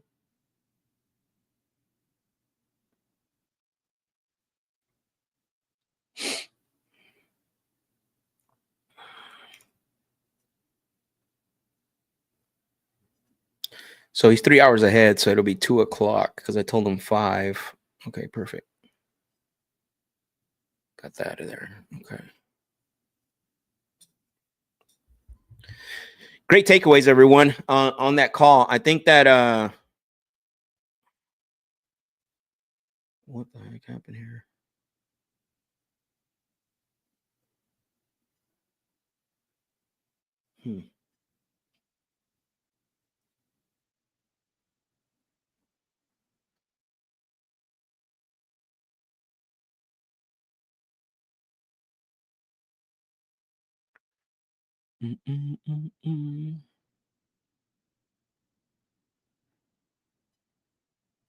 All right. Get some water.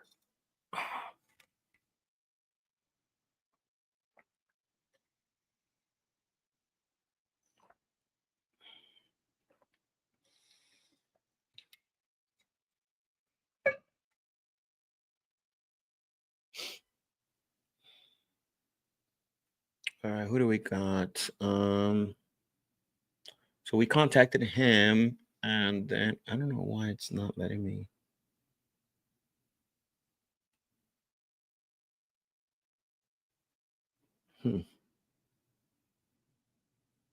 Association filter.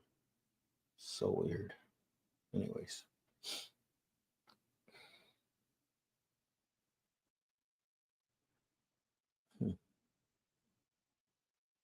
Oh, I see.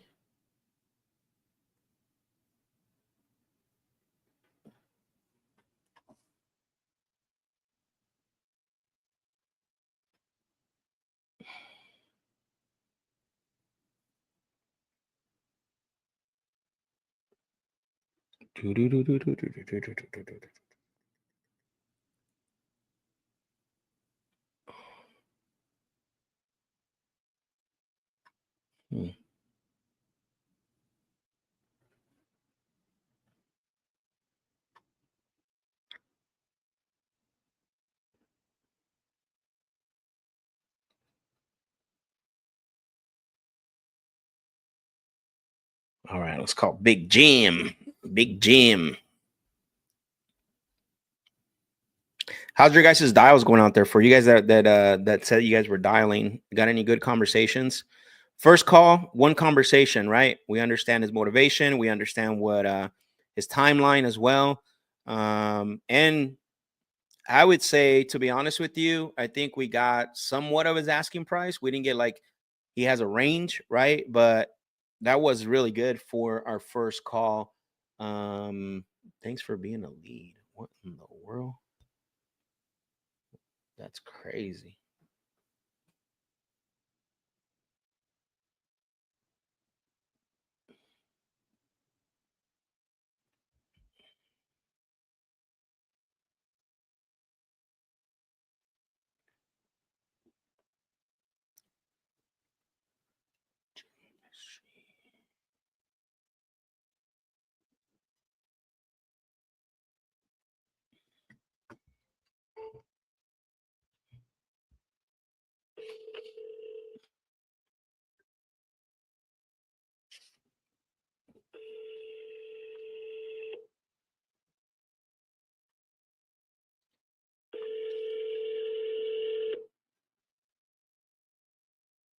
Your call has been forwarded to voicemail. The person you're trying. This is what I was talking about, guys, earlier. If you're having high level conversations, don't worry about the dials, right? Like, I mean, focus, like, make sure that you're dialing, but you know, if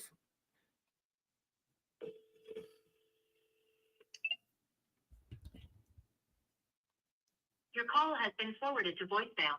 The person you're trying to reach is not available. At the tone, please record your message. When you have finished recording, you may hang up. hello, Jim. This is Max. I was calling you about the property over at West Island Drive because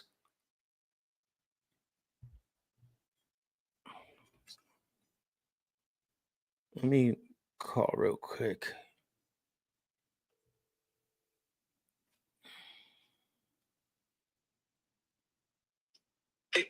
Hey, what's going on, brother?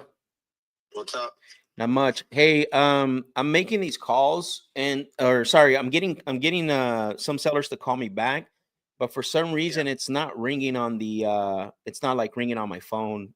How do is there a setting or something? Because I tried to look for alerts and all my alerts are on my phone, but it's not like Yeah, I just saw that. I just saw that you got a call back. Yeah, I already talked to him, John, so I got a call. Okay. Yeah, I already spoke with him, but I would love to answer it live if I could. Yes, for sure. Yeah, I think I had that. I wrote that down. I'm traveling right now to not an event in San Antonio. Okay, cool. Speaking at tonight, so I'm just. And look at you, guru! You becoming a guru, bro. Man, I know. I might even do my own live someday. Be like you. Oh man, you're funny, dude. Yeah, so I have it on my list to update once I get back to my laptop. So okay, all good. I'm monitoring, but obviously, when if it rings, it'll be better. Oh, for sure. Yeah, definitely. So yeah, give me like an hour or so, and then I'll get that updated for you. Yeah. Hey, you want to buy a $1.5 million house in Naples, Florida? Naples? No, I think I'm okay, man. I think I'm all right. I actually do have a guy in investor that I was talking to in Naples. Yeah, I talked to the seller the newly that came in at midnight or 2 o'clock your time anyway. So yeah, I kind of anchor him at 1.3. He said it was a little too low, but he has an appraisal for 1.8.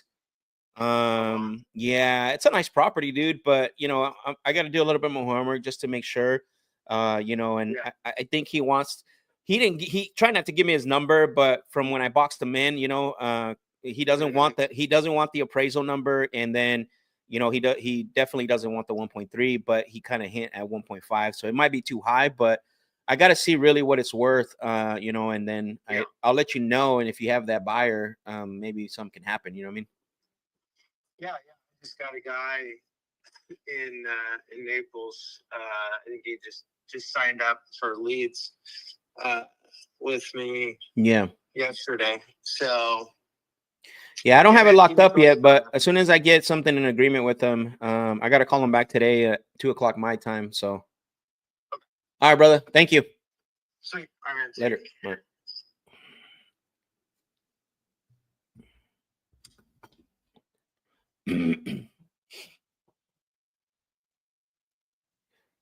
All right.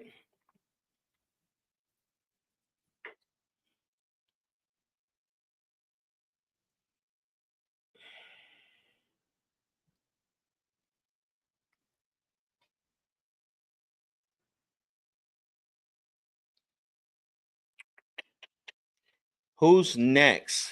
Let me look at my other CRM. Man, this thing keeps resetting me. Like, I don't want to be reset it, bro.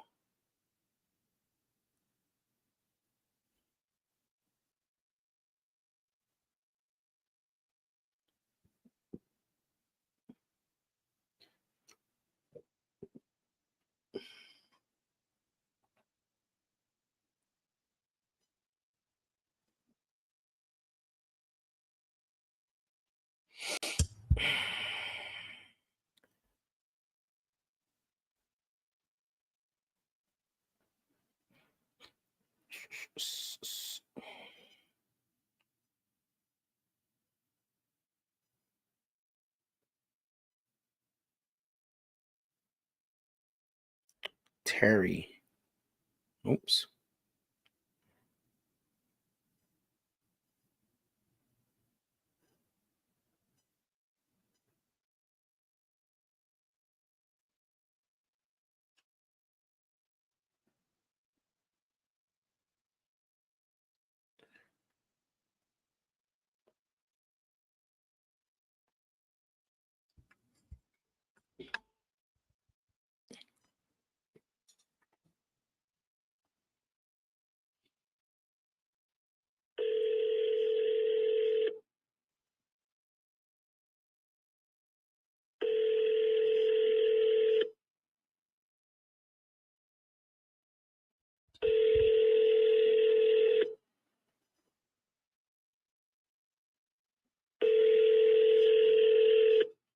call has been forwarded to voicemail. The person you're trying to reach. Come on, Terry King.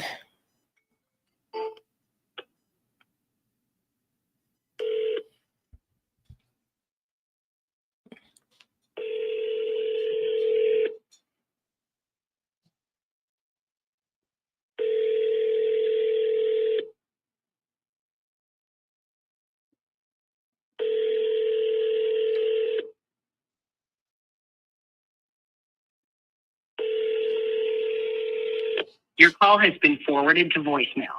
The person you're trying to reach is not available. At the tone, please record your message. When you have finished recording, you may hang up. Hello, Terry. This is Max. I was calling about your property on Park Road because click, click, click, click, bang, bang.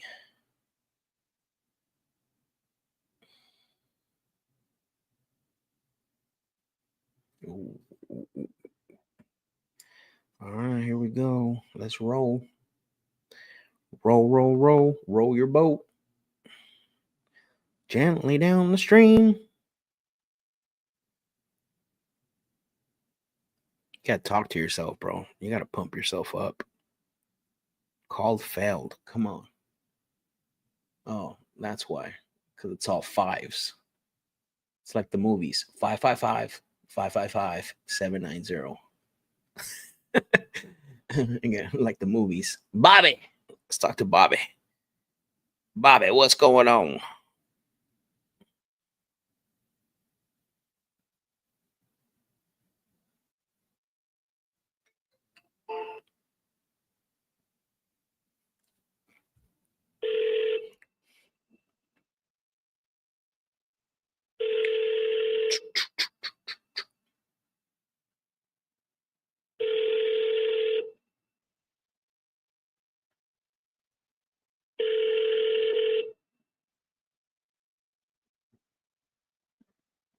John Eaton is not available. Record your message after the tone.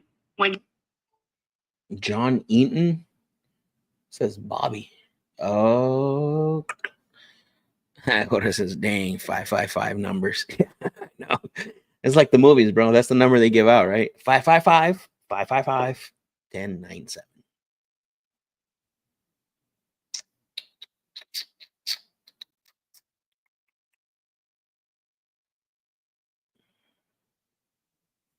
Sally.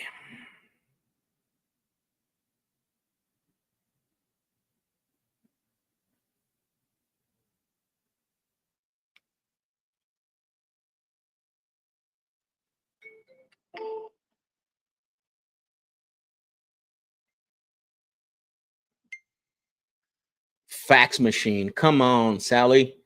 How are you going to want to sell your house, your property, and then give me a fax number?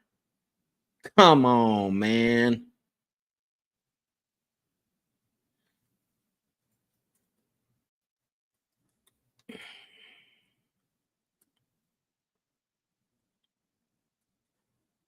No bueno. Fax number, no bueno.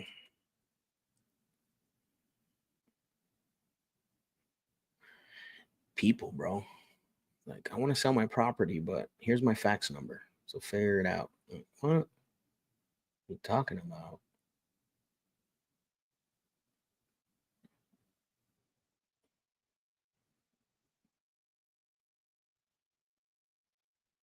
Hmm.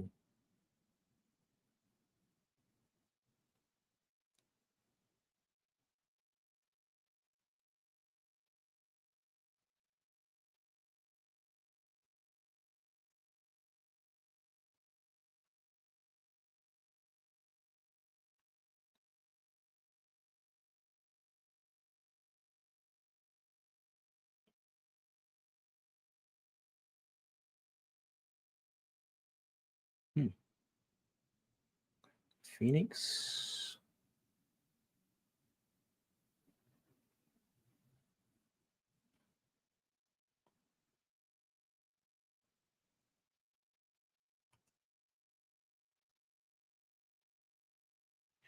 It's definitely not a real lead.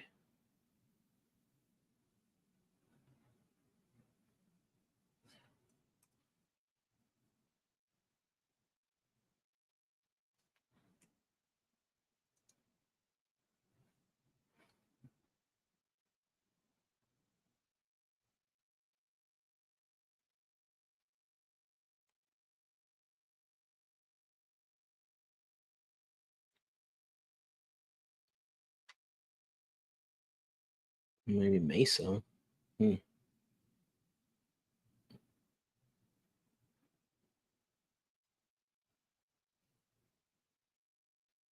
Interesting. Well, I'm not calling that one. That one has no name.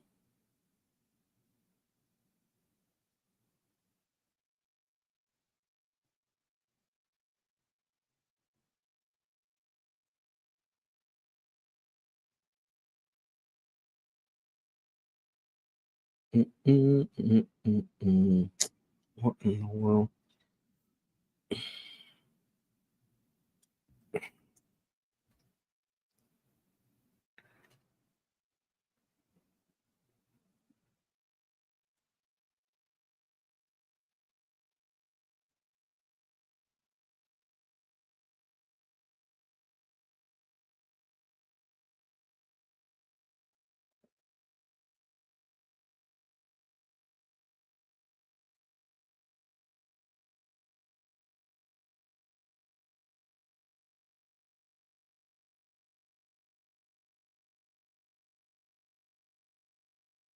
Hi, you have reached Tracy. I'm currently not available.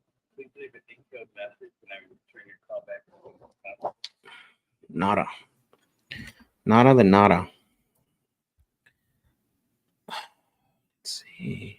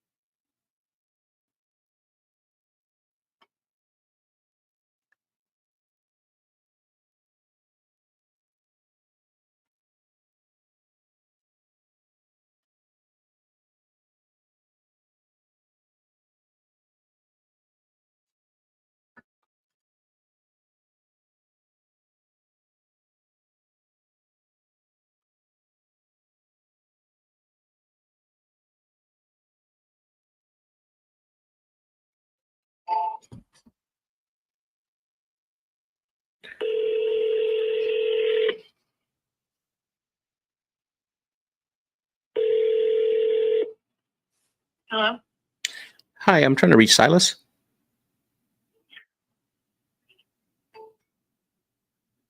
Well, I don't know if that was a lady name or a guy name. Silas? Do you guys know what? Do you guys know if that name is? I'll call her back. I'm like, I'm sorry, I got disconnected.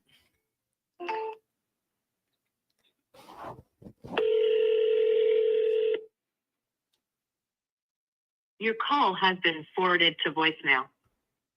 Nada. Called and hung up.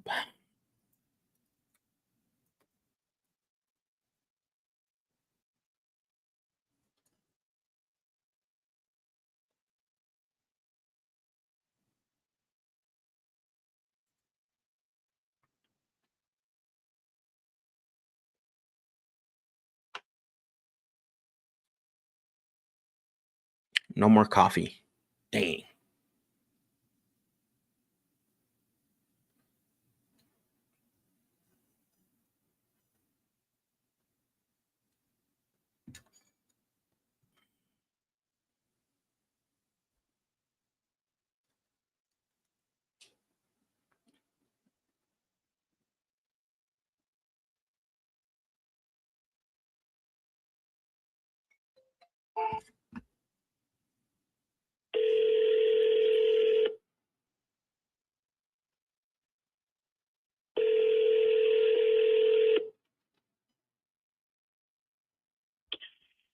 Hello?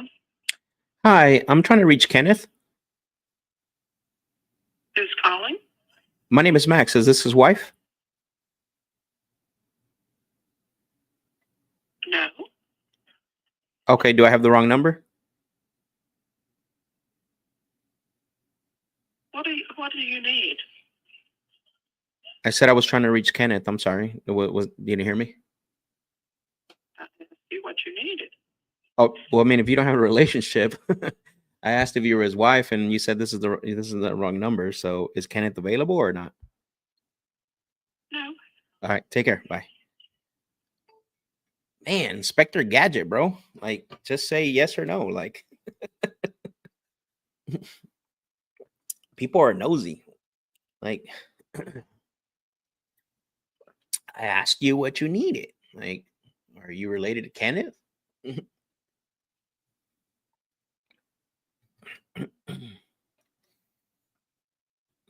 I know she was. She just didn't want to say it.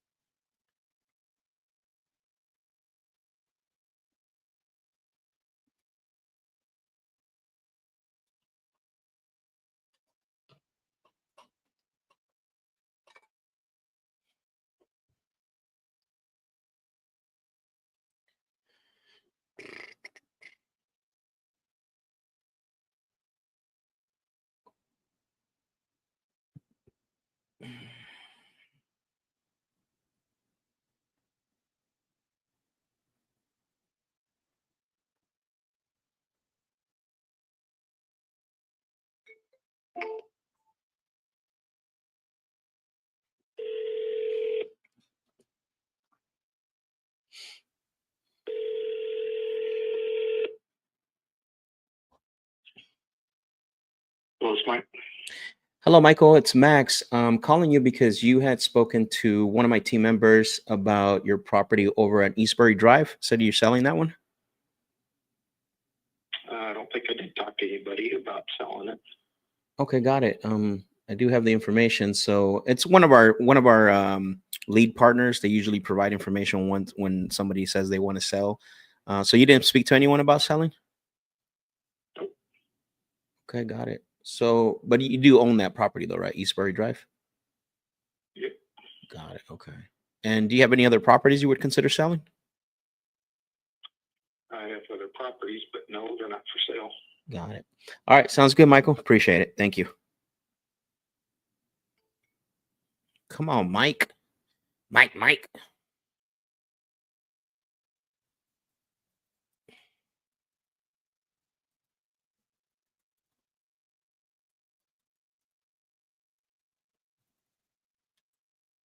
Holy smokes. What happened? Oh, there we go.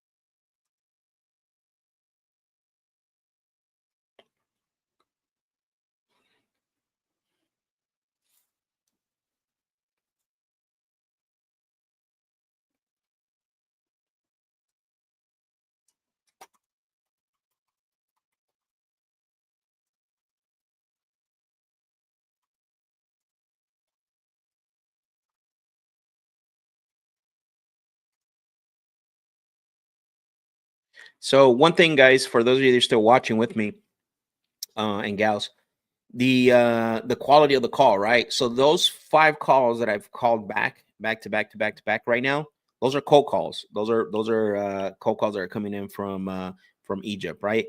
So you notice, right, that one PPC lead, right? The first 2, I think the first 1 or 2 calls that I made were PPC leads, right? And compared to the cold call leads. So yesterday, I think the question was asked about, the difference. And so one of the things is that you're going to need it. Cold calling works. I always said, like, it should be a supplemental. If you can't have if you don't have if you're not financially capable of spending a huge amount on PPC, right? Then obviously cold calling would be the next option. but the volume is a lot higher, right? Like we're going to have to talk to more people, right? We're going to have more conversation. We're going to need more leads. We're going to have to talk to more people to have more conversations. And then basically, right, compared to say a PPC lead, potentially a PPL lead, right? I still think that cold calling is still good. It's still, I'm saying it's the return. Yes, it's there, right? Your cost per lead is a lot lower, and so therefore your cost per deal is a lot lower. However, the volume, there's a lot more volume that you need to go through, right, in order to get a contract or whatever the case may be. Like it's you know, you want to, it's like you have to almost like there's the two of you, the two, what's that saying, the two evils, right, or whatever that is. Like, you know, yes, PPC, it's going to cost you a little bit more, but the quality is a little bit better. Cold calling is going to cost you a lot less, but you're going to need more volume. You still can get deals on both. I think that, you know, I'm not saying you know, that cold calling is not worth it. It is. Cold calling leads, not cold calling leads, outbound leads that come in, but you're going to need a lot more because the quality of conversations is not the same as the quality of conversations with PPC leads. Anyways, what do you guys put in the chat? Who's doing PPC? What lead sources are you guys doing? PPC, PPL? Put in the chat. I love to see what you guys are doing in regards to you know, in regards to for your business. So let me know what you guys are doing in the chat. Are you guys doing cold calling or out? If you're cold calling yourself, say I'm cold calling. If you're calling outbound leads because you have a company that cold calls, put outbound leads, right? If you're using PPC, put PPC, and if you're using only PPL, put only PPL. I like to see everyone. We got over six. We got a few of you in here. I like to gauge to see what you guys are using, so I can see what type of while you guys are doing that. I will be right back in about 3 minutes. So hang tight. I want you guys to comment on it. So hang tight here, guys.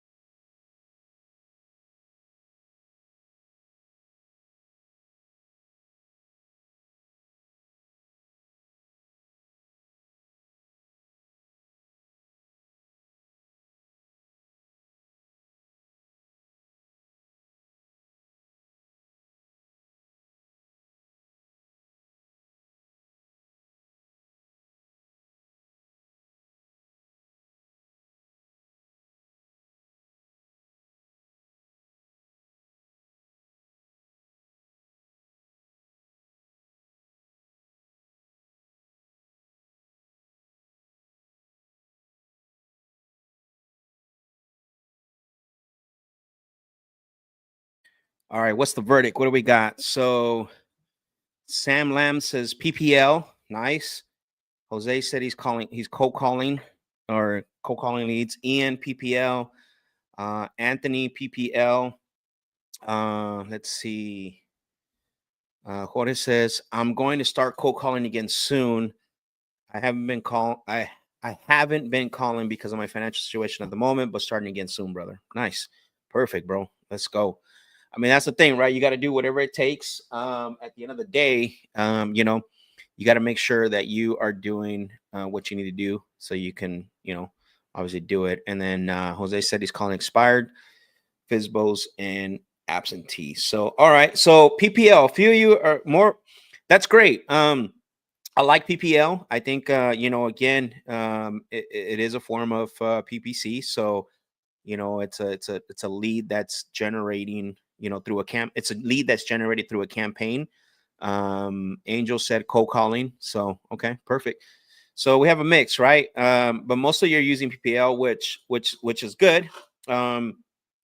Because it is an inbound lead. Obviously it's being generated through either through Facebook, through Google, few other, I think there's a few other ones, but yeah. So okay, so we got a mix here. We got some people are cold calling, and then some people are doing PPC, which is fine. You just have to understand, right, at the end of the day, that you know your quality of your lead as well, and the volume that it's going to take. This is the other thing too that a lot of people don't talk about, right? Like a lot of people will talk about cold calling. You should only be like, there's some people who only do cold calling, but they never talk about the volume, right? They never talk about the volume of marketing and leads. And I think it's very deceiving, right? Because, you know, they'll shoot videos and they'll put reels out there, and they'll be like, yeah, you know, all you got to do is like, you know, get my cold callers or do cold calling. And it's like, but they never talk about the volume that's required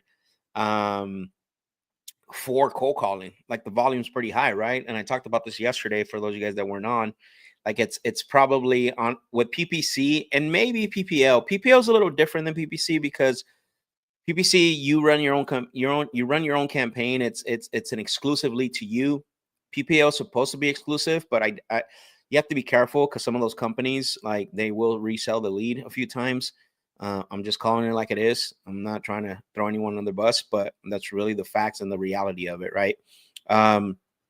But yeah, so they don't talk about the volume that's required, right? When it comes to, you know, leads, when it comes to calling leads, that you have a company cold call those leads, right? And then you calling them, following up with them, and the quality, you guys just saw it right now. It's like the first call that I made on a PPC, we basically ran through the whole process, right? Almost up to, you know, an offer, compared to like this guy right now. And I'm not saying like, look, could it just be a bad seller, right? That's it. That could happen. I'm not trying to say that but that's what we have to go off of, right?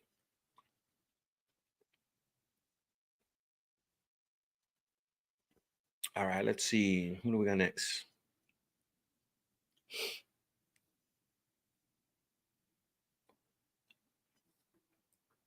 Mr. Dyke. Interesting. Let's call Mr. Dyke. Mr. George. Reminded me of Mr. George.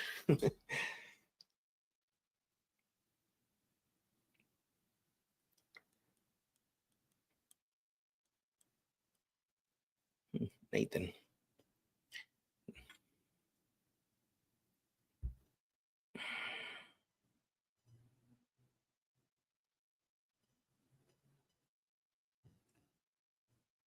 Mr. George.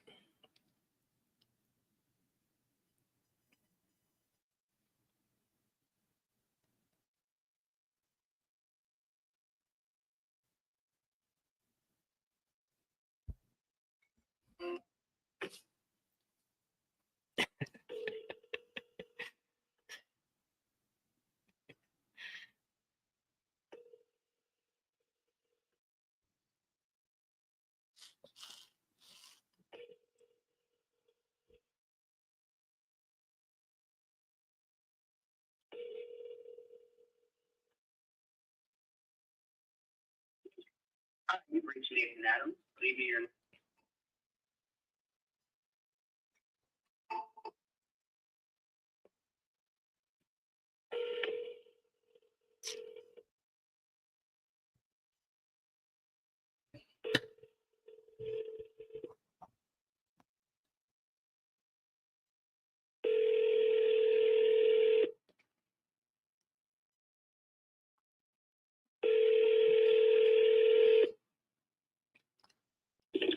Hi, you've reached Nathan Adams. Leave me your name and number, and I'll get back to you as soon as I can. Thank you. At the tone, please record your message. When you have finished recording, you may hang up or press 1 for more options. Hello, Nathan. It's Max. I was calling about your property over at Wilby Drive because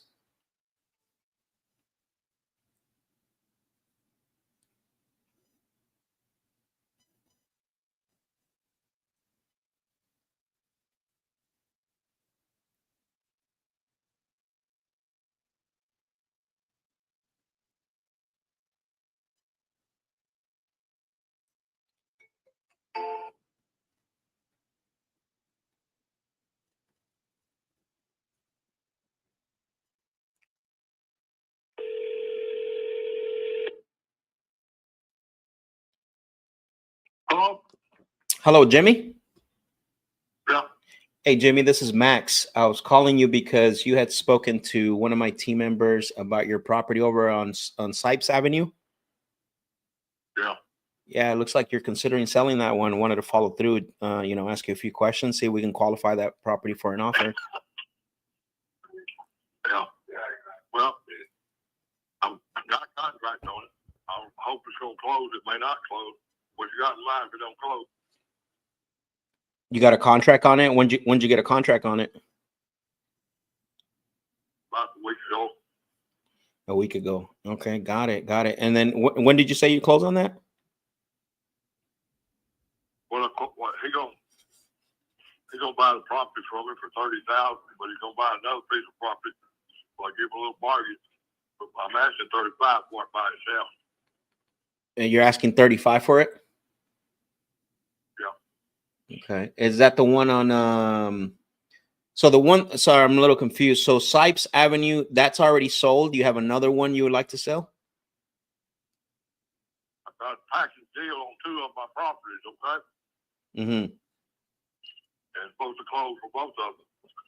If it don't, they'll be for sale again. If you want one of them, I'm asking 35. If you want the other one, I'm asking 75. Oh, I see. Okay. And then is that what they offered you? So I told you I offered you 30 on one. Mm-hmm. On one. And 70 on the other. You sound a little concerned. $100,000 for both. Oh, okay, got it. $100,000 for both pieces of property. 100,000 for both? Yeah. Got it. Okay, that's a fair offer. But you sound a little bit concerned, like they're not going to close. What's going on there? Well, I don't know. I just don't know. They moved to town. They're looking for some properties to sell. I think they were doing it out of town. There's a couple. They're legitimate people, but Mm-hmm. I just don't. I have so many people want to buy property from me, and do this, do that. And so I'm leery of all these guys. Okay. Until the money's in my hand. Got it. So are you in an agreement? Like you guys put everything in writing already, or is it more of a verbal agreement? No, we have a written contract. You have a written contract. Okay, I see. And just out of curiosity, when's your close? When does it, like, what's your closing date? May 15th. May 15th. Okay, let me see. I'm pulling up the calendar right now. Let's see. May 15th. Okay, got it. And okay, so you're under contract, and so you're still be, you'll still be open to, obviously if it doesn't go through, you'll still be open to talking to continue to sell it. So if you were me, when would you like me to get? Go ahead. I'll let you close on the next day if they don't come through. Time will be already done. Or the work will be already done on the closing part. Mm-hmm. If you want to do it the next day, we'll just substitute your name in. So are the properties vacant, or does somebody live there? Somebody lives in the big one. Mm-hmm. High price, the other one's vacant. Is that the reason you're not closing up until the 15th? Because they got to move out, or what? No, they just wanted that date. I said, that's all right. They both bought both of the properties, so I give them a little leeway. Yeah. Oh, I see what you're saying. But it sounds to me like you know, typically when you have a buyer that's a direct buyer and an investor, anyways, Jimmy, it sounds to me like they're trying to qualify for conventional financing, like through a bank. Well, I don't think that's the case. I'm sorry. I don't think that's the case. Hmm. I'm financing them for 2 years. Some of it for 2 years. Oh, I see. Got it. So are you open to similar structure if they don't come through, where we can give you, you know, maybe something up front, and then you would you know, we can make you equal monthly payments? We can talk about that. I talked with them about it. We can talk about that. Okay, got it. Well, I know you're under contract, so I know we can't officially do anything. I'm just a little concerned. It sounds like they're trying to qualify for conventional lending. You know, obviously, it doesn't. From what you're saying, you're going to finance them for 2 years. But Well, they put a substantial down payment on it. Not like I'm taking 10% down. Like, I'm getting a pretty good down payment on it. 10% down, that's not bad. I'm getting more than 10% down. Which is? Well, I'm not getting into the particulars of it. If they don't buy and I was to come in with 10% down, would you feel comfortable with something like that? No. What would you feel comfortable with? About 35%. 35%?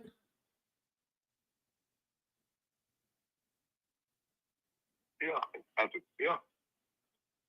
Wow, that's more than my credit union. Wow. That's more than what? That's more than what my credit union would want if I was to get money from them. That's crazy. What, 35% down? Yeah.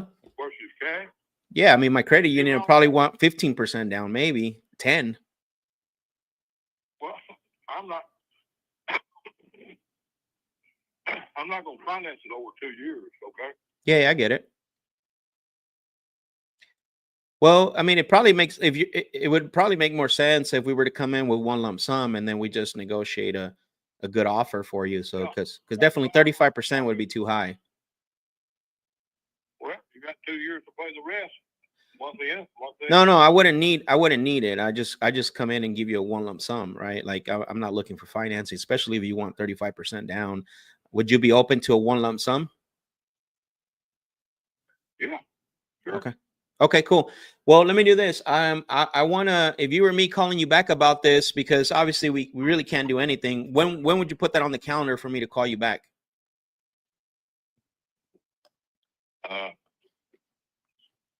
Sometime after the 15th. After the 15th, 4 o'clock on the 15th. I'll have the money within, or it'll be on the market. What if I call you what if I call you 2 days before the 15th? I mean, you should know if it's going to close or not, right? By the 13th? I may, I don't know. I should know. I hope so. You're only 2 days from closing. Okay, well, I'll put it on the calendar for call you a few days before, and then, you know, and then if you tell me where it's like, hey, I don't know yet, I'll call you afterwards as well. How about that? That's fine. All right, Jimmy. Well, I appreciate the conversation. I'll definitely I'll give you a call back and follow. I'm sorry? What's the name of your company? So my name is Max, and I'm with Direct Home Buyers. Okay. Yep. All right, Jimmy. Sounds good. It was good conversation having with you. Bye. Bye. Damn. He's already under contract. He said 35% down. Like, he's crazy. All right. Let me set up a task for this guy for the 13th.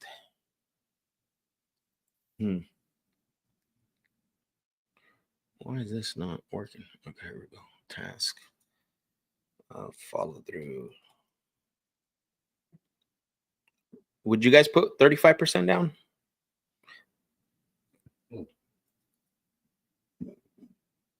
I know some of you would. You guys are crazy. You guys want to turn it into an Airbnb.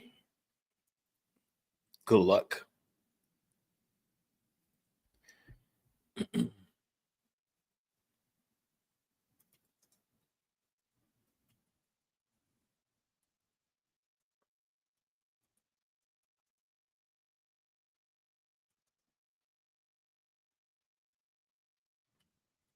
Oops.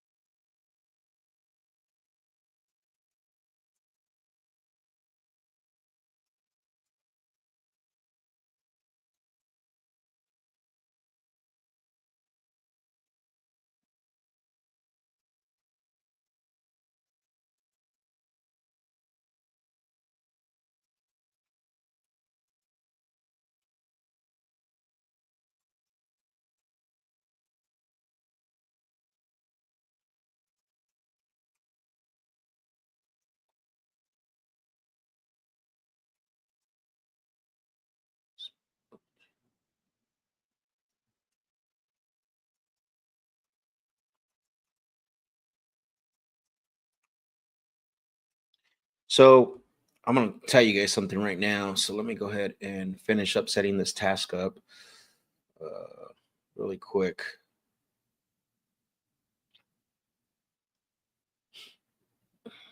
May, I'm going to call them on the 13th. What time is it right now? 12. Okay, save time.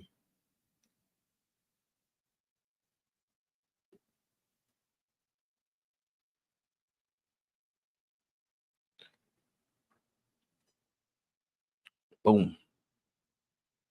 Okay.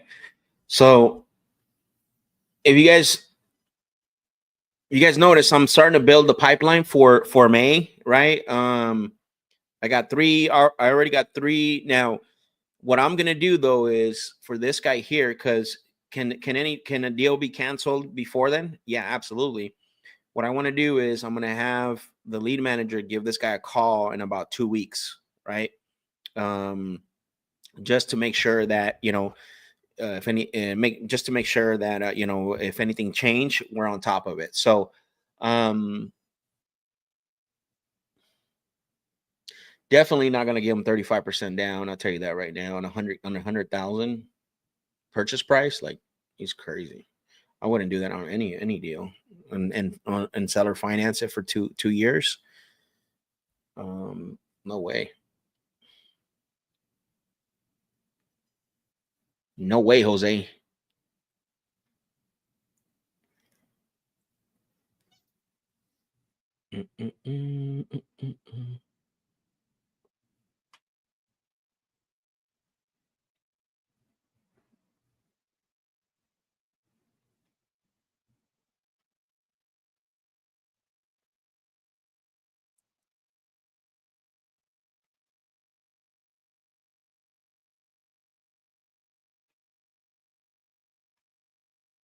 So that lead just came in April 10th, but he said he's been on the contract for a week now. That's crazy.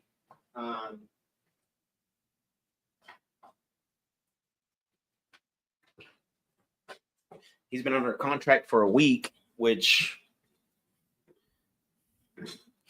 means that he's still talking to people. So I'm pretty sure this is not going to. I'm pretty sure that this is not gonna be one that's gonna close. There's something going on. Let's see.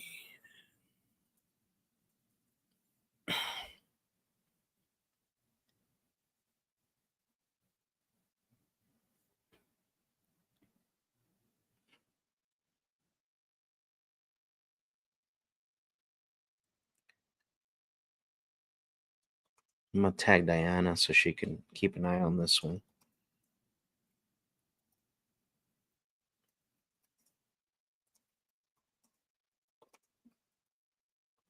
I'm gonna let her call this guy in 2 weeks.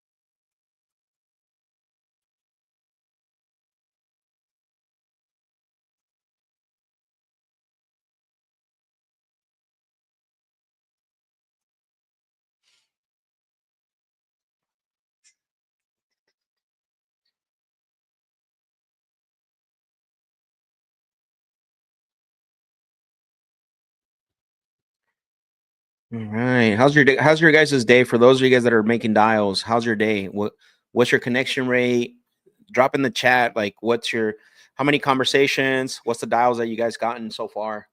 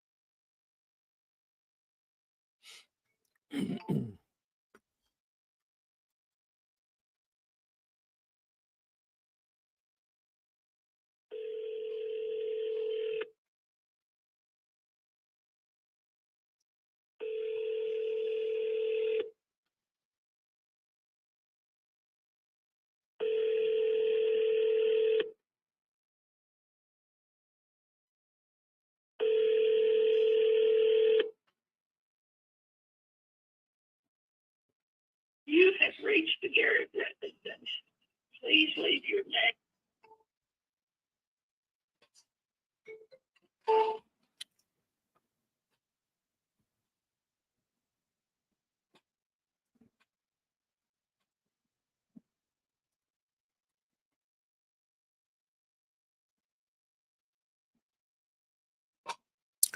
Boom, boom, boom, boom, boom. She disconnected the phone, dog.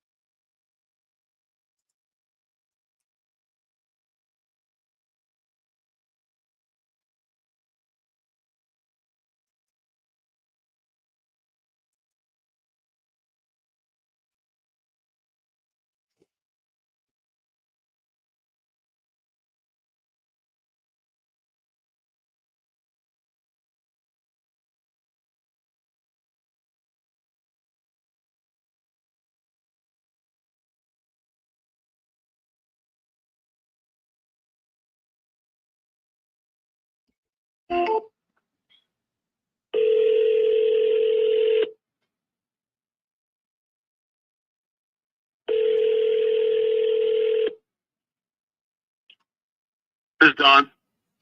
Hello, Don. This is Max. I'm calling you because you had spoken to one of my team members about selling your property over at Cedar Creek. Yeah.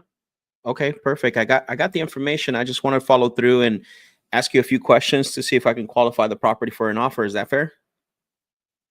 Yeah. Okay, perfect. Let me go ahead and pull this information up. Really quick, is this a rental property or is this a primary residence for you? Primary. It is your primary. Okay, you say there. Perfect.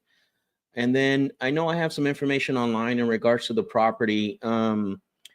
Could you verify like the type, the type of property, bedrooms and bathrooms for me? Because it's not really showing, that information for me. Three bed, 2.5 bath. Okay, so 3 bedrooms and then 2.5 baths, correct? Yep. Okay, perfect. And it's actually a single family residence, or is it a manufactured home? Single family. Okay, perfect. Got it. And then do you know like ballpark range of the square footage? I want to say it's 28, 50. Okay, 2850. Pretty big house, huh? It is. Yeah. Okay, I see. And then is this was this a new build or and I'm sorry I'm asking these little tedious questions. It's just when I look it up online, there's no information on it. It's everything's blank. I apologize about that. Built in 78. Okay, 1978. And just to make sure I have the address correctly, I should have checked that first. I apologize. I have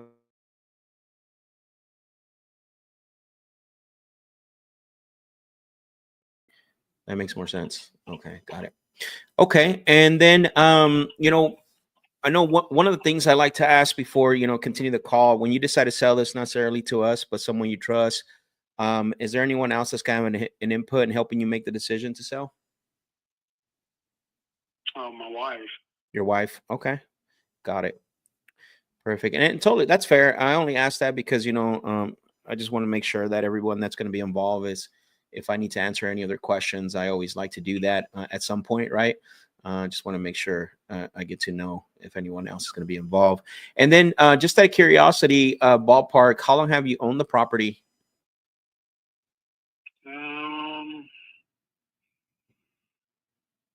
I want to say 12 years. Okay, about 12 years. Maybe 13. Okay, 12, 13 years. Okay, you've owned it for, well, I mean, you owned it for quite a while. What's changed recently that's got you thinking about selling it now? Kids are gone. Okay. I'll make a note of that. Kids are gone. How long ago did that happen? It's been a few years now. Okay. And have you been thinking about selling for a few years, or this was recently? No, we've been looking. We're trying to find something smaller. Okay. So you're trying to downsize a little bit? Yeah. Yeah. What are you guys trying to like? What are you guys looking for as far as square footage? I would say somewhere in the 2,000 range. Maybe 1,800. Mm-hmm. Okay. It would just depend. Yeah. So are you trying to downsize like the square footage on the house, or because I know this has like a little over almost close to 6 acres, correct? The cedar property. Yeah, it's just under 6. Got it. Okay. All right. And then, what have you tried recently to, get this property sold? We haven't. Okay. So you haven't tried to list it on the market or anything like that before? No. Okay.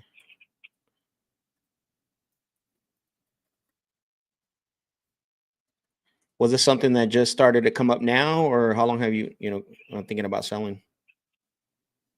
Probably, I would say 12 months. 12 months, and haven't made any, you haven't initiated any action in regards to getting it sold? No, huh? I haven't. We've been looking for a property, but we haven't found anything. Okay. Oh, I see what you're saying. So now I understand.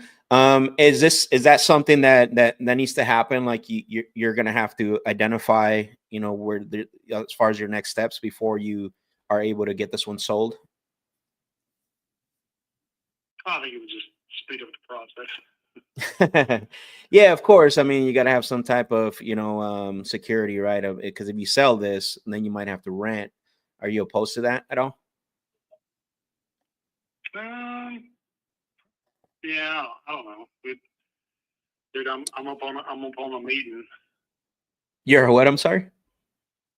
I'm running up on a meeting. You're running up. Oh, you better go quick. Well, I mean, I don't like to rush these calls because 6, 9, 12. There's 13 people looking at me. Yeah, well, I don't like to rush these calls. So if you were me calling you back, when would you do that? I don't know. Where would be a good time where I don't call you and it's like just an interruption call? It's more of a, hey, we set it up on the calendar and then we can talk about an offer for you.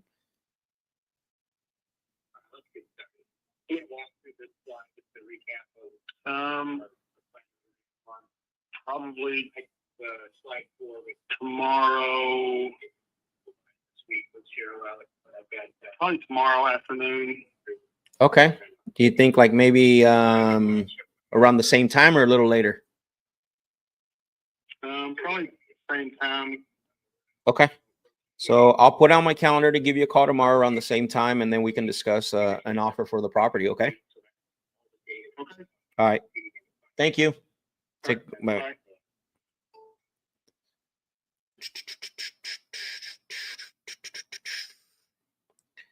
All right, so we have a few things missing on that. So tomorrow, let me add a task for this. Good conversation. I know he was in the middle of something, but I mean, I got a lot of information out of him. Let me see. A lot of follow-ups, setting up a lot of follow-ups today.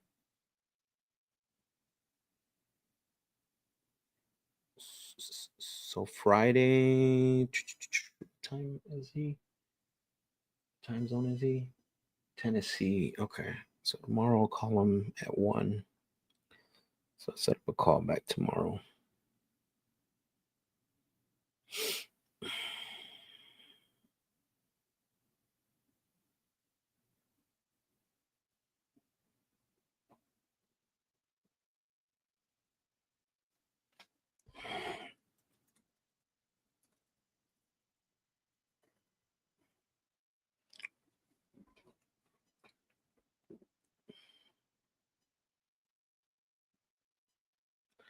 Follow up with Donald. Donald.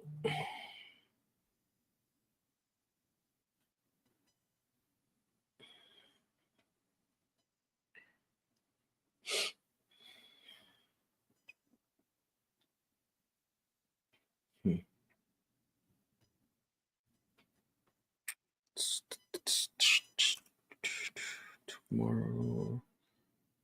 So let's go to 1 o'clock. Oh, perfect. All right.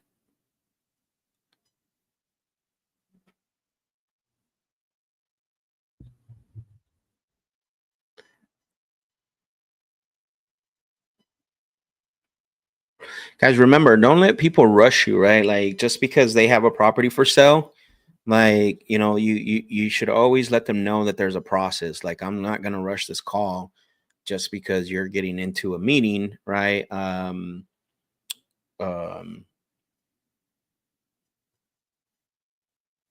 Just because he's getting ready to go into a meeting doesn't mean that changes your process, right?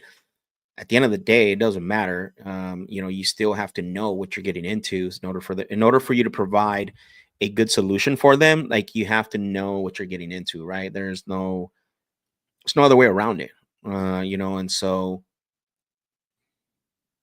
again, don't let people rush you just because, you know, either they're being rushed or something. I mean, all he had to do, he could have said it in the beginning, like, "Hey, guy, like, I can't talk right now. I'm getting to a meeting." I'm not gonna say, "Did I catch you at a bad time?" Why? He picked up the phone. All good. I'm gonna continue the call until he tells me he can't. Right. So, because again, you know how difficult it is to get people on the phone. It's very difficult, right? So if you pick up, I'm assuming you're ready to talk. I always assume that you're in a position to have a conversation, right? And you know, obviously he did answer a lot of questions, but I did start noticing he started to get a little more quiet and quiet. And by the way, he's a very that guy right there is an S personality, very steady. He's not a driver. He's not a bubbly guy, right? He's not a influencer. Like, he is a steady individual. So you almost have to slow the process down a little bit, or else you're going to confuse them and they might get a little bit they might get frustrated with you, right? Because S's don't like change, right? That's why, what did I ask them? How long have you thinking about selling? Like 12 months.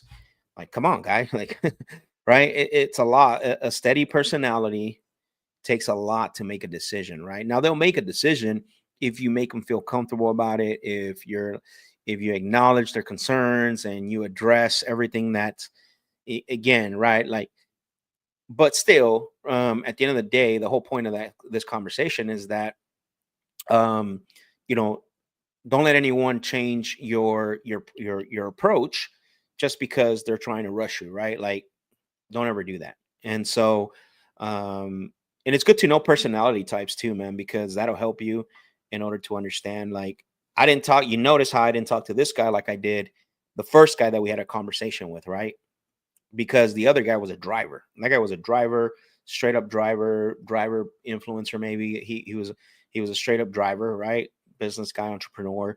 Compared to this guy, was very soft spoken and had to think about his answers.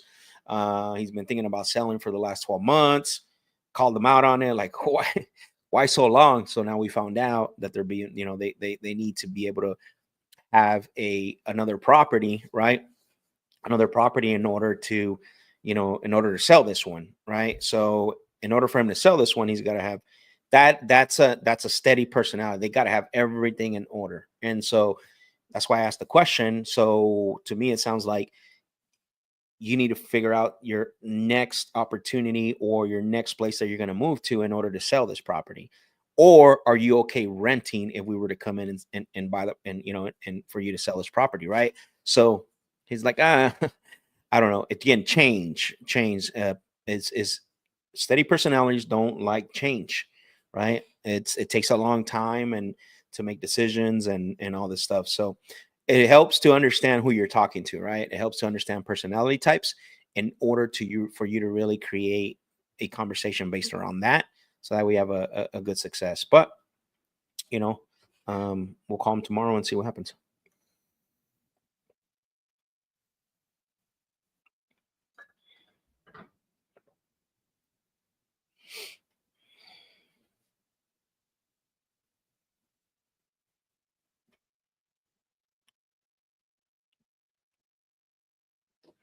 I'm gonna send him a text real quick.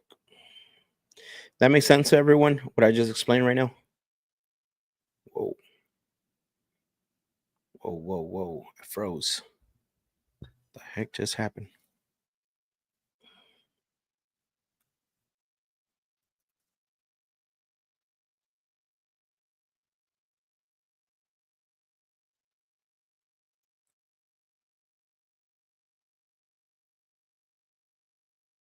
Man, I'm froze.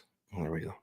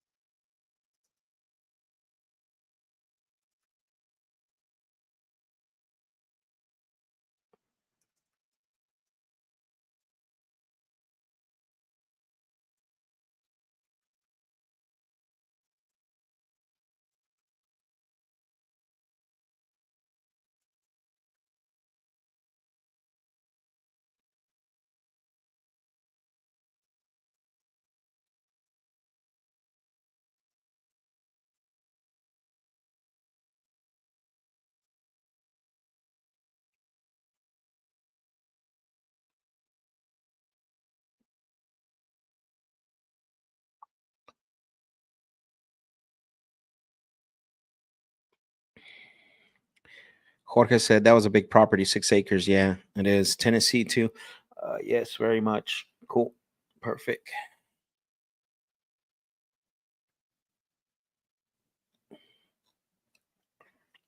All right, let's see. Interesting.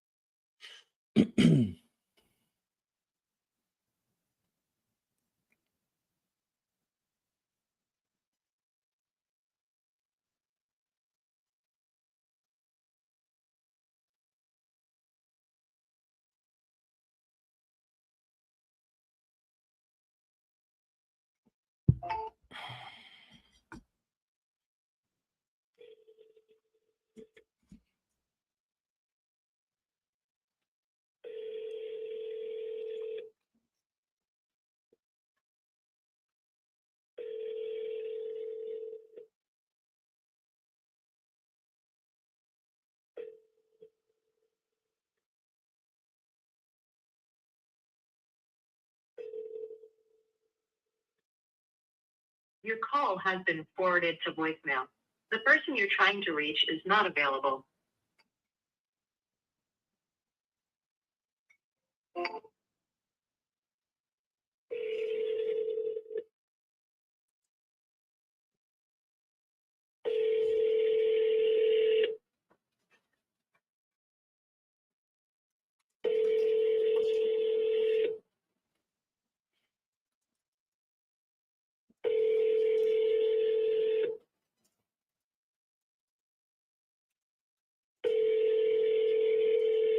Your call has been forwarded to voicemail. The person you're trying to reach is not available. At the tone, please record your message. When you have finished recording, you may hang up. Hello, John. It's Max. I was calling about your property over at. Oops. Dang. I don't know what happened here.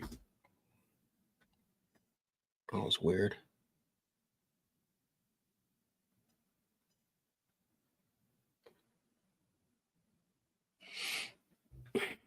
That was weird.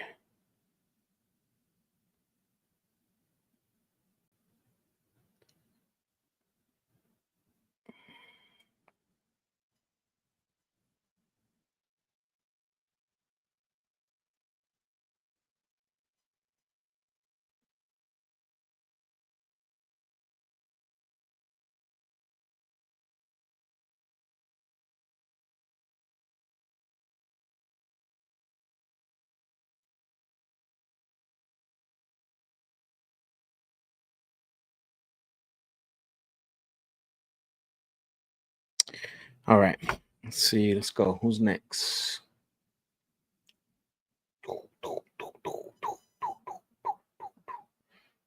Joseph.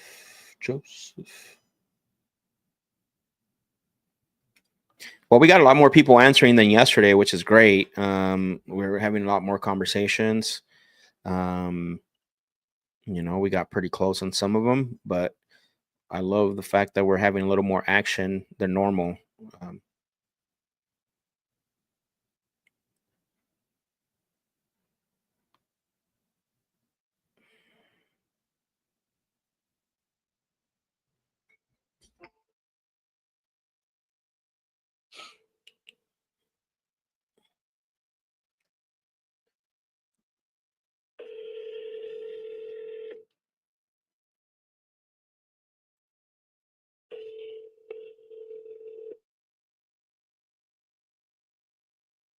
Your call has been forwarded to voicemail.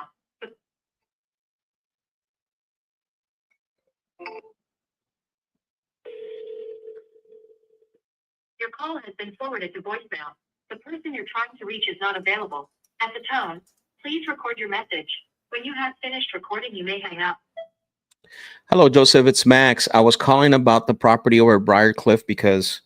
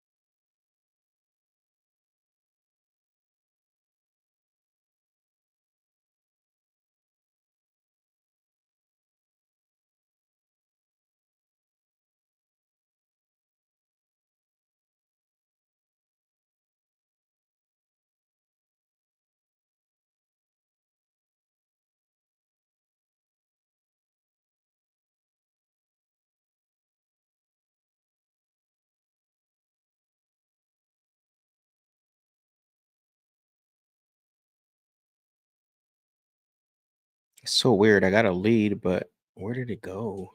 I got a new lead. Interesting.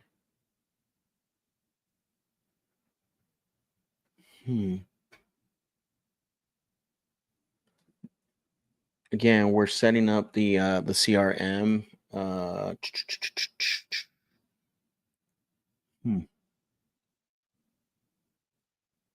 see if I can find her. Whoa, where does this keep turning off? Uh-oh. The heck just happened?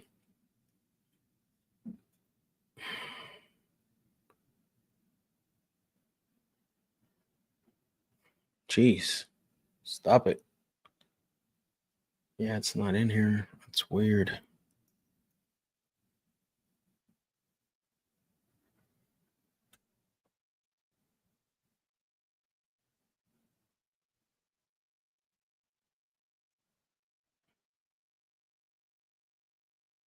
Oh, it's a test lead. Duh. I got excited. I was like, new lead. Let's go. Oh, man. Dummy.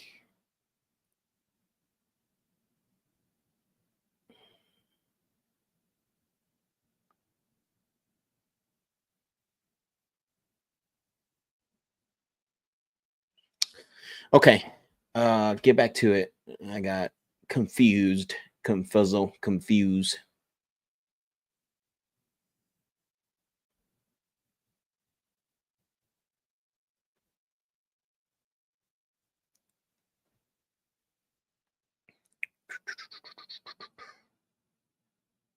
All right, let's see. Daisy, it's a test.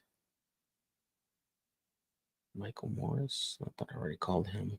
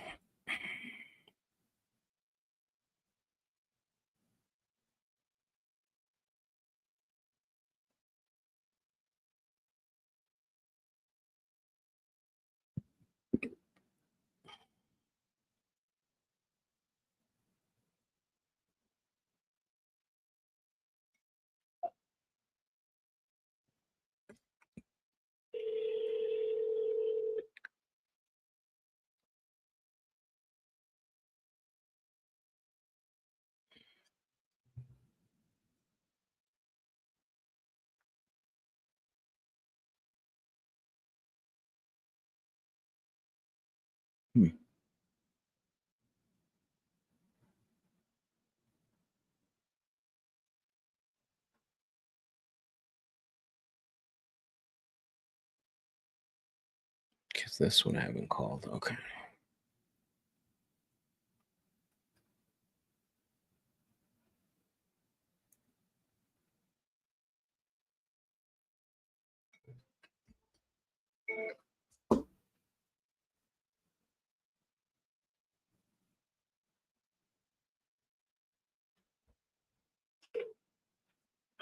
Hello? Hello, Daniel. Yeah. Hey, Daniel, this is Max. I was calling because you had spoken to one of my team members about your property over at Twin Oaks. Yeah, I got the notes here. It said that you were considering selling that one. So I wanted to follow through and see if I can qualify the property for an offer. No, not right now. Call me back in about a month. And how long you said? A month, about 6 weeks. About 6 weeks? Yep. Okay, got it. Is that when you want to get the process started or you want to have your money by then? Now let's start the process. Okay, perfect. Sounds good. I will go ahead and do that. Yep, take care. Bye. Yeah, no problem.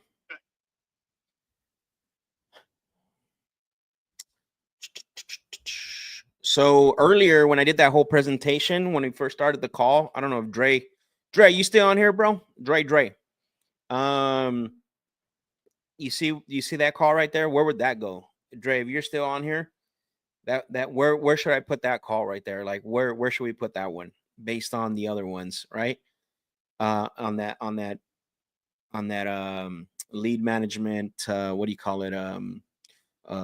Layout, right? The process, the lead management process, right? Where should that call go right there? For those of you guys that's been on, that were on in the beginning or have been on since the beginning, right?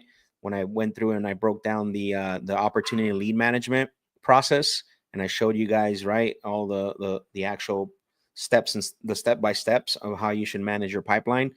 Where do you think that should go?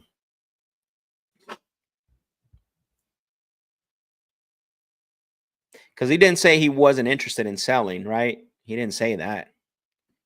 He just said, not right now. Call me in six weeks. Right. So where should that go? We didn't get we didn't get the why or the when either, right? But he said call him back in 6 weeks. So you guys remember I showed you guys the process, and I showed you guys the what each one of the dispositions means, right? So where do you think that lead should go in that process that I showed you? You guys want me to pull it up again so you can see it?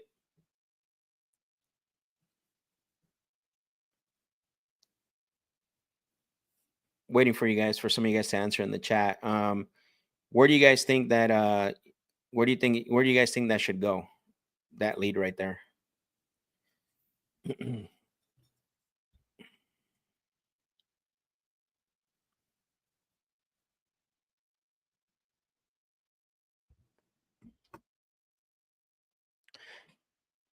Man, you guys already forgot.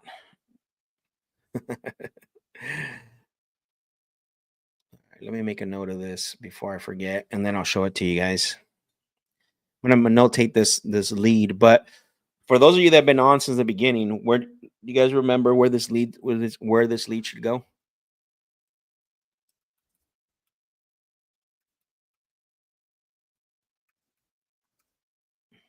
Because if you don't, then you're not managing your leads correctly.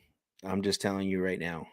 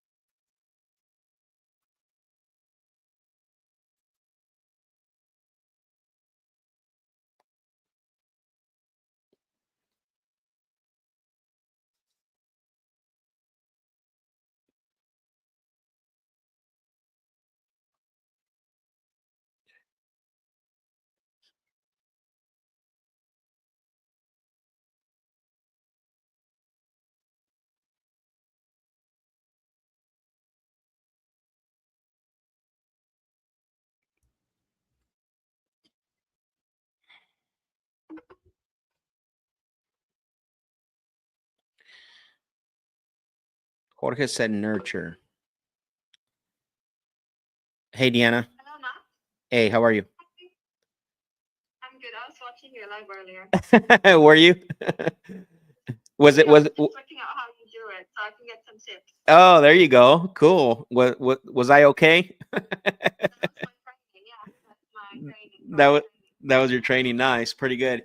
Hey, so you're saying that you're not able to see any information on that lead, or do you don't have access to that workspace?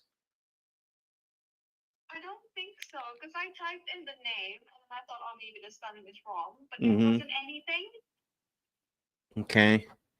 Because I have a Maybe like try. Sorry, go ahead. no, I was gonna say, because I have another one that's almost similar. This guy wants a call back in 6 weeks, but that's when he will be ready to get the process started. But I like to call them usually half the time, right? In 3 weeks. So when they say 6 weeks, I usually like to do it half the time, because a lot of stuff changes, right? And so those are the ones that I would like. For the longer ones like that, if you can keep track of those, that would be awesome, because that'll help me, because new leads are going to be coming in. So I want to make sure that we're keeping up with these as well. So, but you don't have access to these. How do I share it to you, or how do we make that happen? I know Taylor's at an event. I'm just wondering. Mm-hmm. Can you try reassigning the name to me, or like the lead to me, and then I'll see if it shows? Oh yeah, that's a good point. Let's see. what should we do? Do you want me to like call them back, or do you want me to remind you that, hey, we need to check in with it? No, I would say call them and run the process, right? Like, make sure that you're running your process, because he didn't give me anything. This guy, all I did was call them and told them that I got the information, and I said, hey, Okay. it said you were considering selling. He's like, yes, I am, and he's like, but you need to call me back in about a month or so. So Okay. he said 6 weeks, and I said, okay, is that when you want to get the process started, or is that when you want your money? And he said, no, that's when I want to start the process. So I didn't get any information. So this would be a good one to call him in 3 weeks, where you can come in and say, hey, I work with Okay. Max, a good offer. I was just checking in. I know he spoke with you, right? And then run the process from there. Okay. Yes. Maybe we could try if you Let me assign it see. to my name, and then I put it on, because whenever I speak to someone and there's like a possibility or a potential, I put them on my star, like star messages or something. Yeah, we're gonna change that. I want then- to Mm, have it to where we have remember I was showing you that process. yeah. So I want the CRM to be that way, because and look, I know starring them and stuff is great. But if we can just go to that same pipeline and look at that disposition, it's even better, right? And with the tags, so and date. Yeah. But I just changed it to your name. Did you get an alert or anything at all? Let me check. What is the name of this other guy, or did you reassign the? I reassigned it to you. Yeah, I reassigned it to you, which I don't have a problem reassigning it to you, because I've done that before, where I reassign the leads that that need that are long-term follow-up, and or short-term or long-term follow-up, and then also any leads that go in nurture are going to get assigned to your name anyways. Okay, got it. Now, when I look at Jimmy, I find him. And it's still assigned to you, but I can see him. Oh, no, I didn't assign Jimmy. I assigned Daniel. Sorry about that. Yeah. Okay, no problem. But now I can see Jimmy, the one that you sent me earlier. Oh, okay. Nice. Jimmy Drury. So I can see this, and then let me check. Daniel, you said it. Yeah. Just make sure you don't say last names. We're on the live, so. Oh, Yeah. oh, you didn't tell me again. Okay, so, oh my God. No, you're good. You're good. You're doing good. There's no. It's Daniel Steph. Yeah, I can. One that you. Okay. Let me give you the name, so that way you can. I'm gonna put it in Slack. Okay. I see it now. Oh, you do? Okay, perfect. Okay, it's just updated that you spoke to him like 9 minutes ago. Yes, correct. Mm-hmm. Okay. Yep. And he said to call back in 6 weeks, but I would look up to see what that 6 weeks is, and then cut the time in half. Yeah. Okay, so I'll put a task here on the lead information, but I also like putting them on my calendar just so I know. Yeah, no, that makes sense. I do the same thing. I do a task, and then I add it on. I like to add I do a task on the CRM, and then I like to add a task on my calendar, because I've always liked to have some type of safety net, because the tasks just become too much, and your alerts go crazy inside the CRM. But yeah, that's a good way to do it as well. Yeah, I like living by my calendar. No, I'm the same way too. If it's important, it's got to be on your calendar. So these appointments or these callbacks are important. So yeah, we need to definitely have them in 2 places for now, so we have a good system going. Okay. Yeah, and you said you want to cut it in half. So 6 weeks, and 3 weeks from now will be around 1st of May. 1st of April. Yeah, May, right? Because we are in April. Oh, we're already in April. Yep.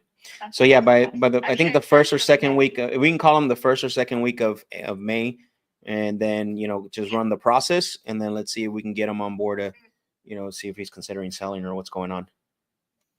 Okay. All right. Cool. All right. Thank you. Thank you. Bye. Bye.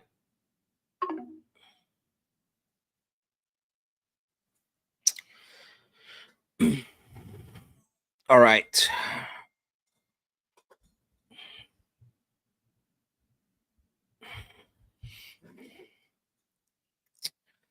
So, what was I talking about? Oh yeah, the lead, right? So Jorge says that at least should go into nurture. No, because remember, nurture is only here. Let me bring this up for you guys one more time. Let's see. Oops.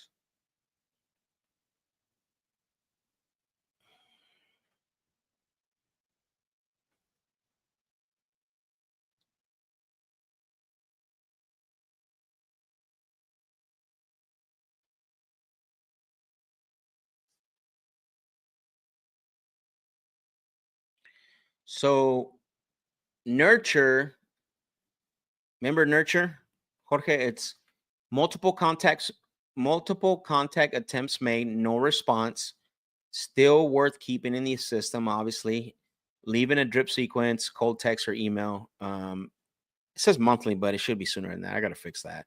So that means that that lead is not I got a hold of that lead, right? So I don't need it to, be inside nurture, right? And then he's not ready yet, so we didn't book an appointment. We don't have, right?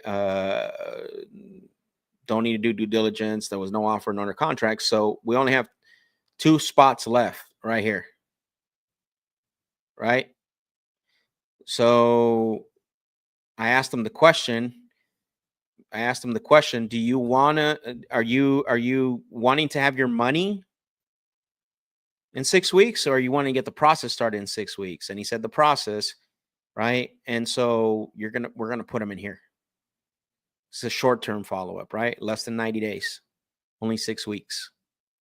So we're gonna put him in short-term follow-up, which means that we're gonna have to tag him, one of these tags right here. It could be undecided on timing, maybe. Because if he was for sure, basically something's going on. We don't know 100%, but we're just gonna put a unsure, right? Maybe undecided on timing, tag it, put it in 30 to 90 day follow up, and then put it on undecided on timeline. So yeah, no, definitely not gonna go in nurture because we already spoke with him. He's gonna go into a 30 90 day short term follow up. We're gonna let the system drip him, and then also we're gonna have Diana call him in the beginning of May. So that's one. That's a little nugget for you guys. If someone says call him back and call him back in 6 months or 3 months or 30 days, you always want to cut that time in half or sooner. If it's 30 days, don't call him back in 30 days. Like call him in a week and a half.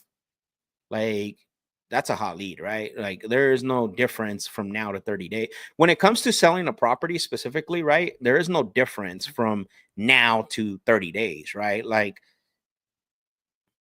especially when it comes to selling a house. So if they say, hey, call me back in 30 days, like with, this guy's not 30 days, but it's 6 weeks. So you should be calling them in like a week and a half, like stay on top of it. Because if not, somebody else is going to call them and lock that up. Now, if they say like, call me back in 3 months, then you might want to do 30 days or you might want to do 40 days, cut that time in half. So just FYI, right? Yep, exactly. Cool.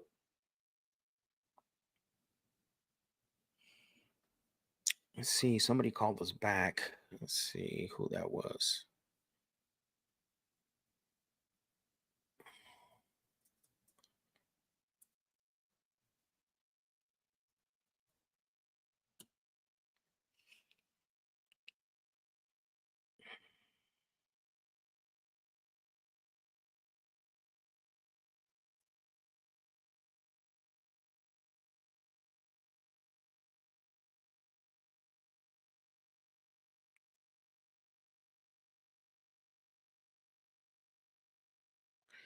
Nathan Adams. Let's see. Let me look for this guy.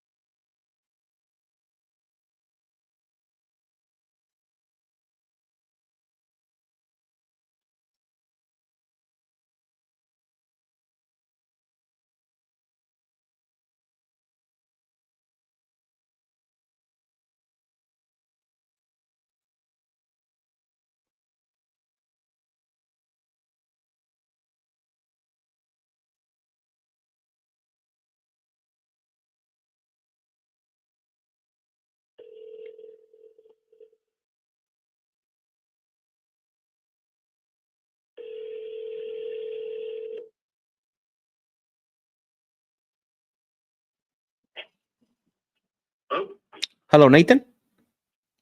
yes. Hey, Nathan, this is Max. Calling you because you had spoken to one of our team members about selling your property over at Wilvey Drive. Right. Yeah, I was just following through on that information, and I wanted to ask you a few follow-through questions to see if we can qualify the property for an offer. Is that fair? I am actually do not really have the ability to put the house up for sale at the moment. So I'm sorry to have wasted your time, but I don't think that I can make that happen.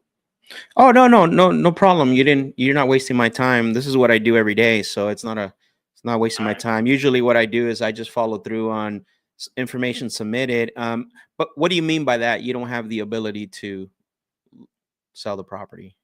I have a co-owner on this house, and currently I'm trying to divest, and so we're in negotiations right now. Oh, I totally understand what that means. Right. Yeah, I understand what that means. So what do you know, like, because I definitely would love to discuss if there's a future, opportunity here. So what does that timeline look like for you, or do you have any idea what that looks like? Well, I'm hoping it could be as soon as possible, but Yeah. you never know how long these things are going to take. But probably it will. Yeah, I'm not sure. Okay. I guess is my answer. So Have you again, this is just some assuming out loud here. Have you thought about maybe presenting a pretty good offer that they would, comply with and move forward on something, or is this more of, hey, I want to get her off or get them off, excuse me. I don't know who you're speaking about, but is that what that is? it's sort of the issue that we are 50-50 co-owners. Okay. But I have not lived there for 6 years, and he has. Oh, wow. Okay. And, yeah. Got it. So Okay. I'm trying to divest, and our lawyers are negotiating our shares on our behalf. So I see. can't really give a timeline. So Got it. Okay. Yeah. All right. Well, hey, if you wanted to throw a number my way, I could tell him that. mm-hmm. So, Okay. but like I said, I don't want to just take a number from you Sure. and then go use that without actually being able to, give you something in return, which I can't promise. Yeah, no, and I appreciate that. That means a lot, honestly. A lot of times, I mean, I talk to a lot of sellers, and usually we don't get that type of courtesy, right? But I do appreciate that. So if I was to put on my calendar to maybe follow through on this, when would you do that and put it on the calendar to call you back? Well, so the thing is, I'm probably, yeah. Why don't you try again in 4 weeks?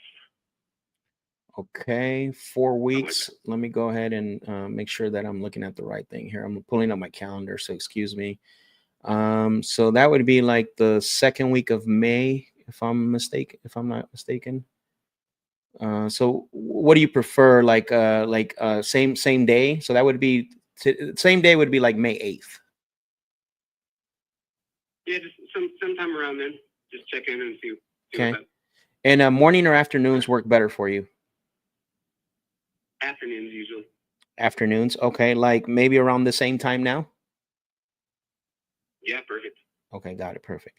So I'm going to go ahead and put that for May 8th on my calendar to, follow through on our conversation, and then we'll see where you're at on this. And then what I'll do is I'll do a little bit more due diligence on the property just so I can have a little bit more of an idea. Usually I don't do all that until I talk to somebody, because a lot of people say they want to sell, but it's never really, there's never serious in some cases. So when I do call you, I'll have some of an idea where we're at with an offer. And so I'll set that up for that day, and I'll give you a call then. Okay, Nathan? All right, sounds good. Yep. Take care. Thank you for the conversation. Bye. All right. Thanks. This is the game, guys. Like, not all conversations end in a contract, right? You got to uncover. But look at this. I mean, our May calendar is stacked. Like, it's starting to get stacked. Like, you know, we're putting appointment after or scheduled callback after callback, and I'm gonna call them sooner than that, right? Again, you tell them May 8th, but the thing is that it's gonna be sooner than that, right? So let me go ahead and create an event.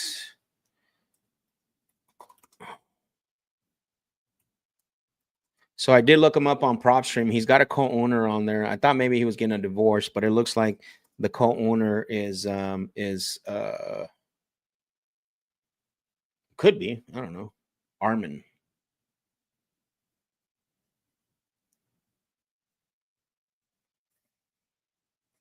Yeah, I don't know who the co-owner is, but he definitely has a co-owner on here. Let's see.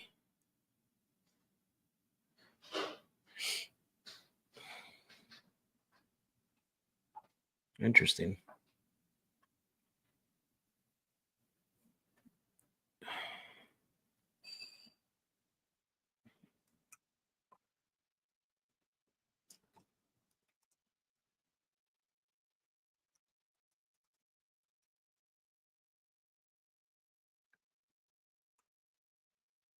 Okay, we're gonna put a reminder for me to call him.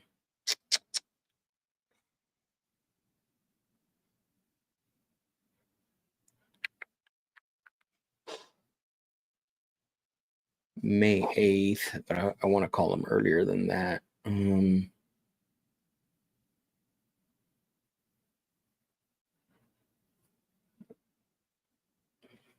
Okay, put a notes in here as well.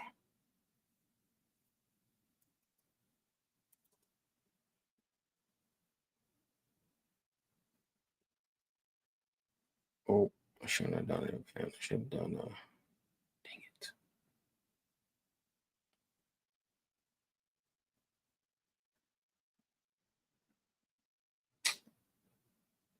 How do I change this?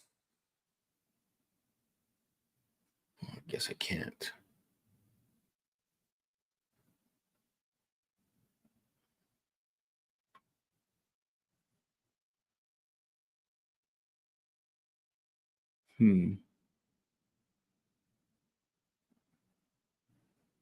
Shoot.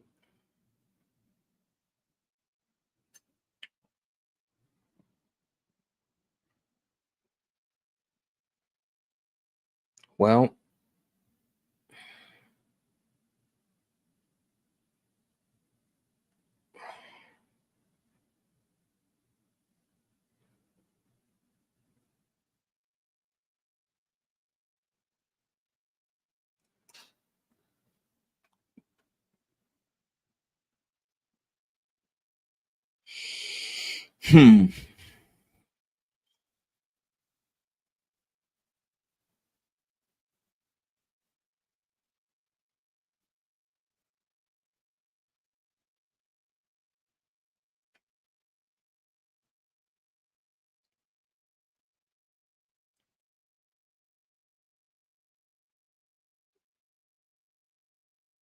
Okay, perfect.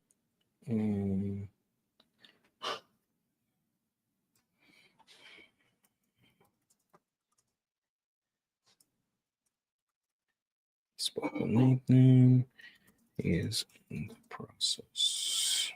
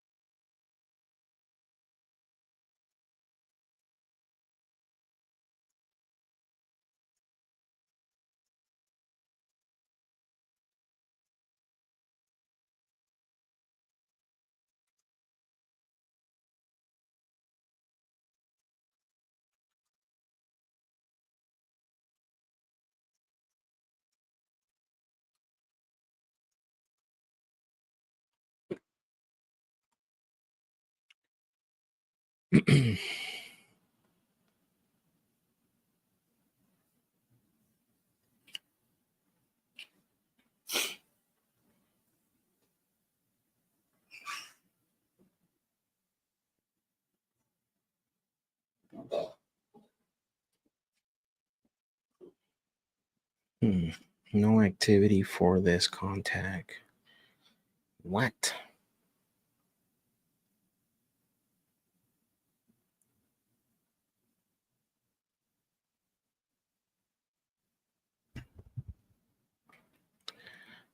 All right.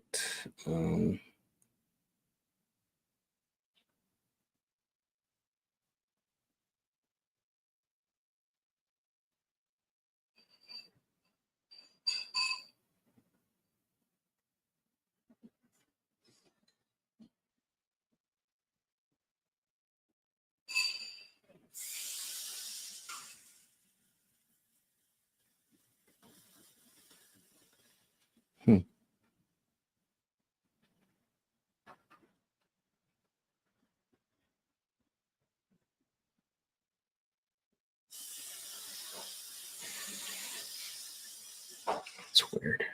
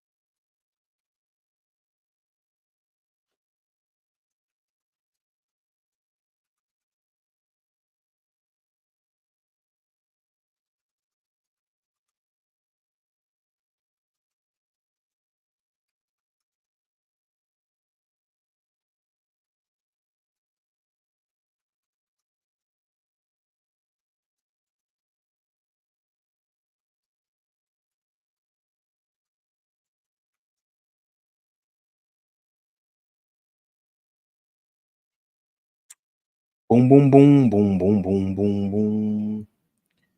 This is the spots, right? Like in between calls, because I got to make sure I'm notating. I got to make sure I'm doing, all. I don't want to miss any opportunities. So, but that's part of the process too. You guys have to learn to take good notes, organize yourself, because you are going to start generating a lot of appointments. So it's very important that you organize yourself as much as possible, or else you're going to be all over the place. The one thing you have to be careful with, especially when you're dealing with a little bit more volume, right? Especially when it comes to uh, um, lead management, is organization, right? And it can be in any way. For me, the calendar, like I I am a heavy user of the calendar. If you guys looked at my calendar, it looks like a like crazy Christmas tree, right? But that's the way I keep myself structured, or else I would just be all over the place, right? Like, so keeping myself structured is organized, excuse me, and structured. I lean on my calendar. Like, I put everything that's important on my calendar. I don't what I want to say. I don't use anything else. Like my calendar, I use Google Calendar, by the way, it's free. So why pay for something when you can use it? And then inside Google Calendar, which is great, you can use Google Tasks. And I put a story a few days ago, how one of my I have two, so I have like a nighttime routine, and two of the nighttime routines, they'll email me a reminder, and then inside of that email has the Word doc, right, that I pull up, right? I click on it, or it'll email me just a reminder. But if I want to go in the email, click on it, or if I want to go to the calendar, I'll click on it, and it'll pull up the Word doc that I fill out at night. And basically at night, what I do is I fill out what were 3 wins for the day, and then what are 3 main goals that you're going to be focusing on tomorrow. And then basically mindset reset and a few other things in there. But it's pretty cool. I mean, listen, like you can't beat for free. Like, you know what I mean? Like you got to learn how to use the systems, right? But yeah, I lean heavily on my calendar. So that's the other side of lead management is basically you know, keeping yourself organized, because when you start to get to a higher level in regards to the volume and everything else, like you got to have some way to track everything, or else you're going to be you know, you're going to be behind, you're going to lose a lot of opportunities, you know, if you don't do that. So hmm.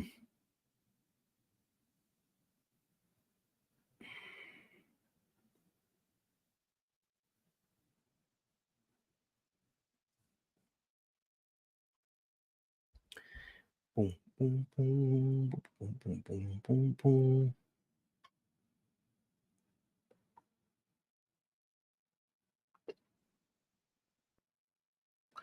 Not a bad day of dialing and talking to sellers. I mean, we're stacking that pipeline, right? So yeah, not a bad day. Not a bad day dialing. I mean, stacking the pipeline, and I mean, already the first 2 weeks of May, we have about six scheduled follow throughs or follow ups, right? And that we're going to follow through on the conversation. So we're heavily focused on that now, you know, and once leads start to trickle in, it's going to be a lot better. But with what we have, it's amazing what we're doing. So again, this just goes back to putting in the work. There's no secret sauce, right? It's like you got to get in the trenches. You want to get deals done, you got to get in the trenches. There's nothing special about nothing about this. It's just picking up the phone, talking to sellers, you know, having a sales system that you can follow absolutely helps, right? Having a framework to your conversation absolutely helps to get the results you want. And then ultimately, right, you know, understanding what you're looking for in every single deal when you're talking to sellers, underwriting the deal, you know, it helps as well too. But most of all is managing your pipeline. That's one of the biggest things that helps above all. So let's see. What's going on here? Hmm.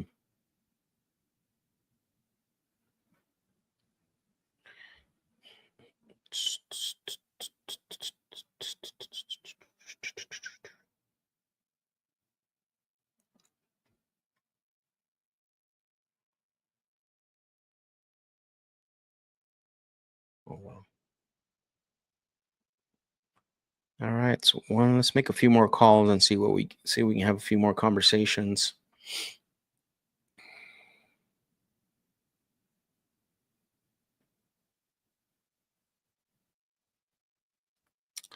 So strange because I know I called that guy.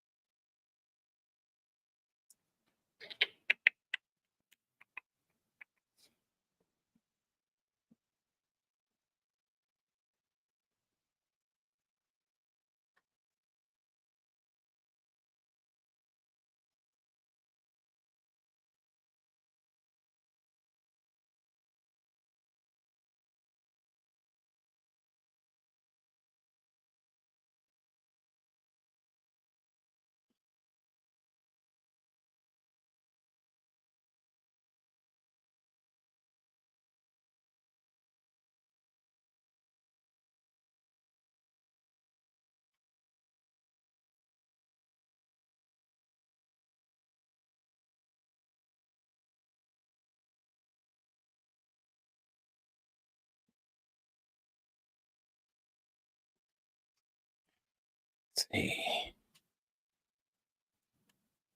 Sold.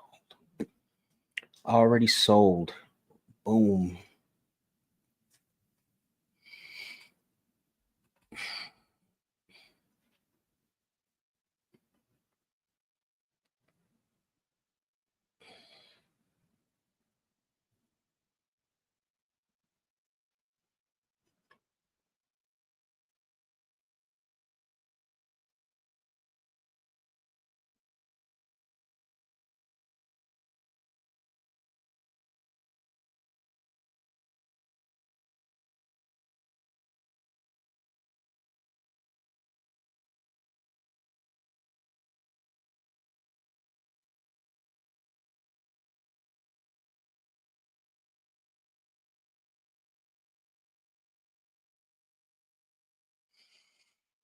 Trying to call someone else, but I'm going through the pipeline right now just to make sure some of these leads have okay,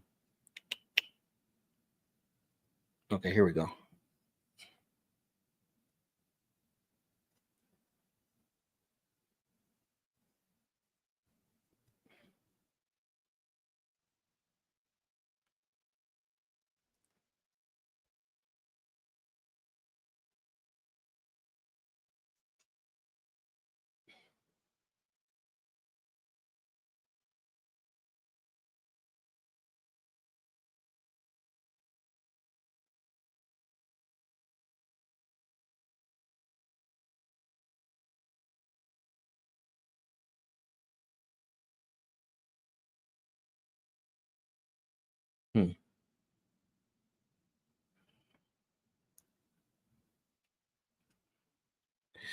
Jorge asked the question, how many days per week, how many hours per day do you make calls, bro? Does it vary? Do you have a set schedule?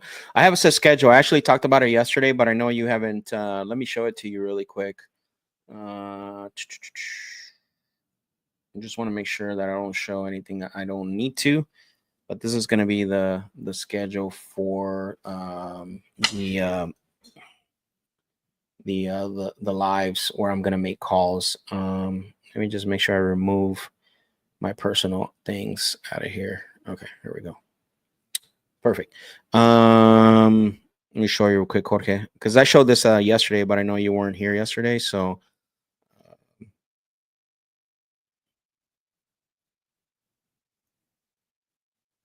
there we go.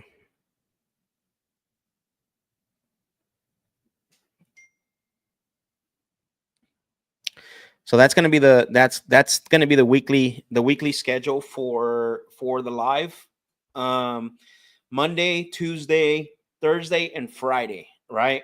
I'm going to be going live 4 hours a day, making dials like we are now. I might end up doing some follow-ups. Now, Wednesday, I made it my focus and catch-up day because I need a day for that. But I'm going to be going live Monday, Tuesday, Thursday, and Friday. And then Wednesdays, I'll be off. So that's going to be the way the way the calendar, or sorry, so I'm calling about 1, 2, 3. Let's see, 1, 2. So technically, I'm calling about 3.5. I'm dialing for 3.5 hours a day on the live, but that doesn't mean that if a lead comes in, say, after the live, doesn't mean that I'm not going to call it, right? Like I'm still going to call that lead because, I want to make sure that I end up, what's it called? That I end up, contacting them, right? But for now, this is what the live count, the live. So if you want to put that on your calendar, you can. 10 a.m. Arizona time to 2 p.m. So every Monday, Tuesday, Wednesday, every Monday, Tuesday, Thursday, and Friday. That's going to be the schedule for this. And so Wednesday, I need to have one day where I can catch up with things and talk to, whoever I need to talk to, or personal appointments, things like that. So, yeah. And this is just for the deal lab. Like my calendar, if I showed it to you guys, it would be super packed, but this is the calendar for the deal lab. And so, but yeah, this is what the schedule is going to look like, bro. So, but yeah, how many are you? I think you said you were just gonna start cold calling. So this is what you got to do, bro. Like you have to put your prospecting time on a calendar, because the problem, the thing that's going to happen if you're not consistent with your time, even if you don't know what time yet, just throw it up there, throw something up there, and eventually it's going to evolve and it might change and you might have a better time. But you need to put it on your calendar. So, and the reason why is because, look, by 9:45 I'm ready to go. Like, I'm sitting here double checking everything. I'm getting I'm getting, into the mindset of the deal lab, right? The deal lab. I'm getting into the mindset of preparedness, right? And so, for those of you that are out there that don't use a calendar or don't have anything to what is it called, to go off of, like, it's going to be very, very difficult for you to get enthusiastic or to get into a mindset of wanting to make calls, right? So if you Jorge, especially talking to you, if you, let's say that you were like, you know what, I'm going to prospect from 2 to 4 3 times a week, Tuesday, Wednesday, Thursday, right? So by 1:30, guess what's happening? You're mentally preparing for that session, right? 1:30, you're getting your script, you're getting your leads, you know what I mean, like your contract in case you get a deal. Right now, if you look at I think some of you saw my story, but I have like 3 screens, right? And so, you're prepared, right? You're prepared when it comes to that. Your mindset's a little bit different.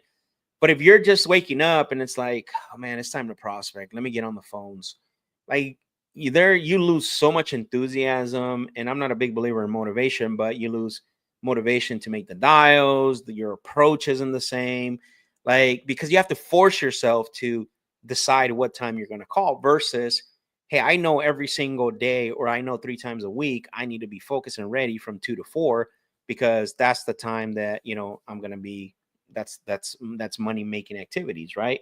So basically, if you're not using a calendar, I do highly recommend that you use one, because it's going to keep you not only organized, but it's going to allow you to get prepared, right?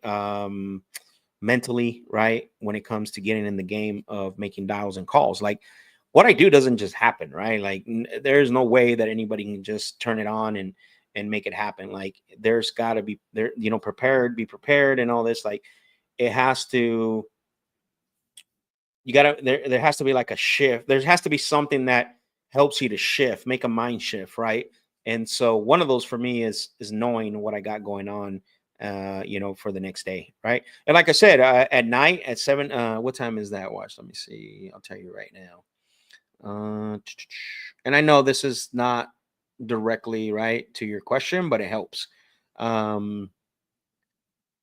night at 7 p.m. every night is when I get the what is it called, reflection and planning, right? And so that helps as well too. I know every single night at 7 I'm gonna get that dot, because I usually stop working about 6:30, right? And then I go eat dinner, and then at 7 o'clock after dinner I end up sitting down, writing down, reflecting on the day, and then planning for the next day. And so what that does, I never used to have that, right? Like, I used to work and work, and then it got to the point where, like, what am I doing? Like, 7 o'clock at night, like, I'm not even like really being productive. I'm just sitting here in front of my computer. Right? Let's be honest. I mean, that's really what happens, right? So it's same thing, right? Like, your prospecting time is very important, right? Like, that's an income generating activity, right? You have to have that on your calendar. Like, if your livelihood depends on it, or if you're going to rely on that to generate income for yourself and pay your bills, like, you got to take it serious like a business and put it on the calendar, dude. You know what I mean? 2-3 times a week, 4 times a week, 5, however, daily, right? Monday through Friday, you're going to prospect. I might even do Saturdays, right? Like Saturday morning, depending on the lead flow. But yeah, I mean, again, I'm dialing about 3 hours a day, calling people. And then again, like I said, if a new lead comes in at around 3 after the show or before the show, then I'm going to call them. I'm not going to let that lead sit there, right? They just fill out the form. I'm going to give them a call, try to lock it up. So, but anyways, that's just a little insight on how to structure yourself and make sure that you're you're mentally prepared for getting in the game, right? It's like anybody who's in a high level, high caliber type of environment, right? Athletes do that all the time. High level entrepreneurs, like they got something's got to get them mentally prepared to get into the game. That's just what it is, right? And for me, and believe it or not, it's the calendar. So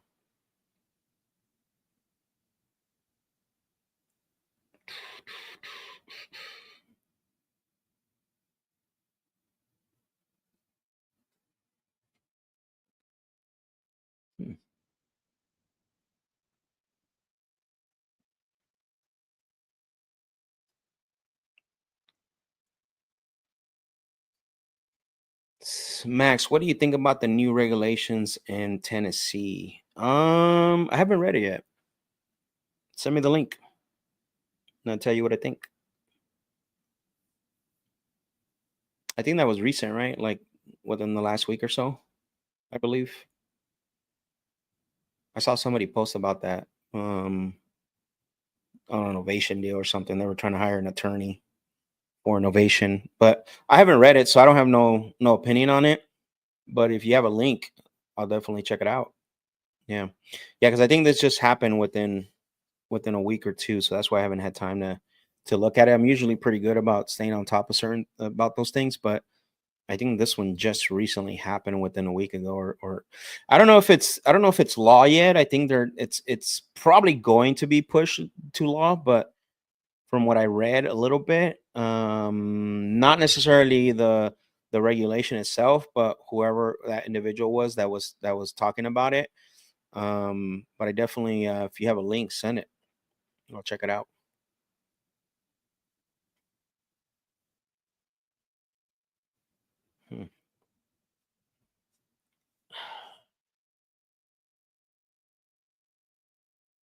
Let's see. Let's make one more call before we see if we can get somebody on the phone to.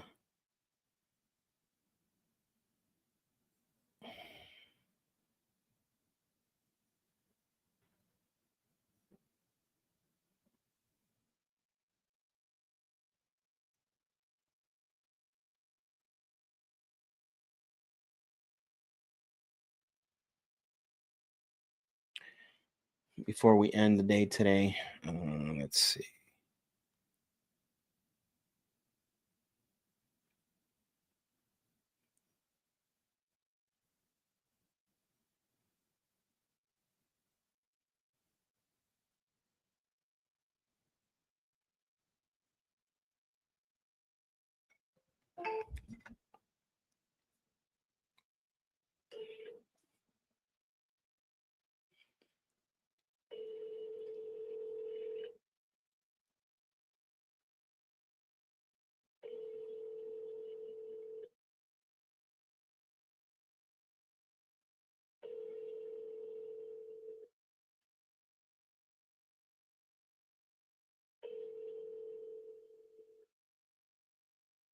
Hello, leave me a message.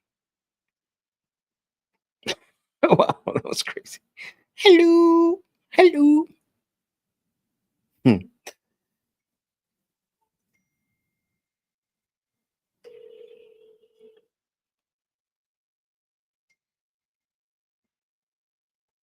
don't help you. Hello, Bridget. Yes. Hi, Bridget. My name is Max. I'm calling you because we got your inquiry on our website about selling that property over at Havens Cross. Yes. Okay, perfect. I appreciate you confirming that. I do have a few notes, but the notes don't always tell the whole story. Is it okay if I ask you a few follow-through questions to see if we can qualify your property? Yes. Thank you for that. I appreciate that. Let me go ahead. I have the property online here. Can you verify for me what the bedroom and bathroom count is? It has 3 bedrooms and an office and could be a 4th bedroom. Okay, I And see. there's 2.5 bathrooms. Okay, perfect. And then just to confirm, I'm showing online it's 2,342 square feet. Yes. Okay. Thank you for that. Looks like it's a newer property, right? 2016 build? Yes. Okay. Perfect. Let's see. And then just to verify to make sure I'm calling on the right app.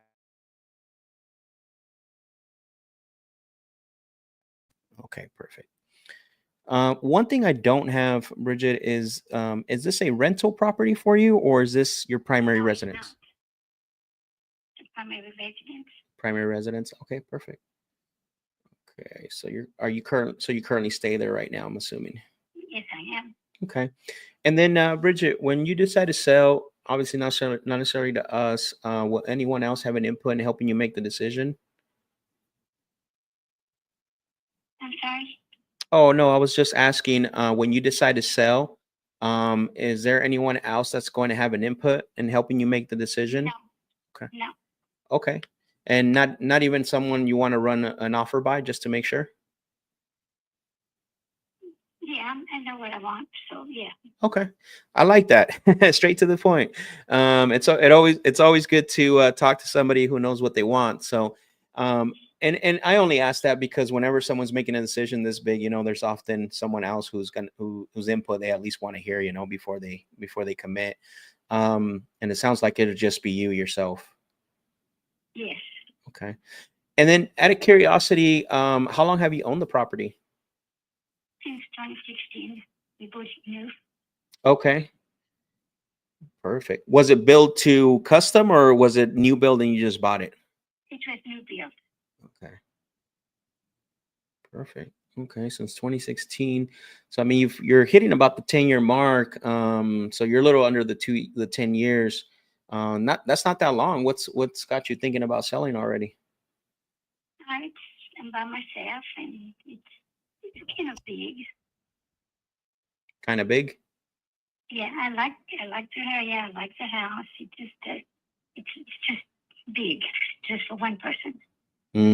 That makes sense. Yeah, I mean, over 2,000 square feet. It's a pretty good size house. I know. There's 4 of us here. I have about the same square footage, and it's pretty. That's about the right size for my wife and 2 kids. So I totally understand. Oh, yes.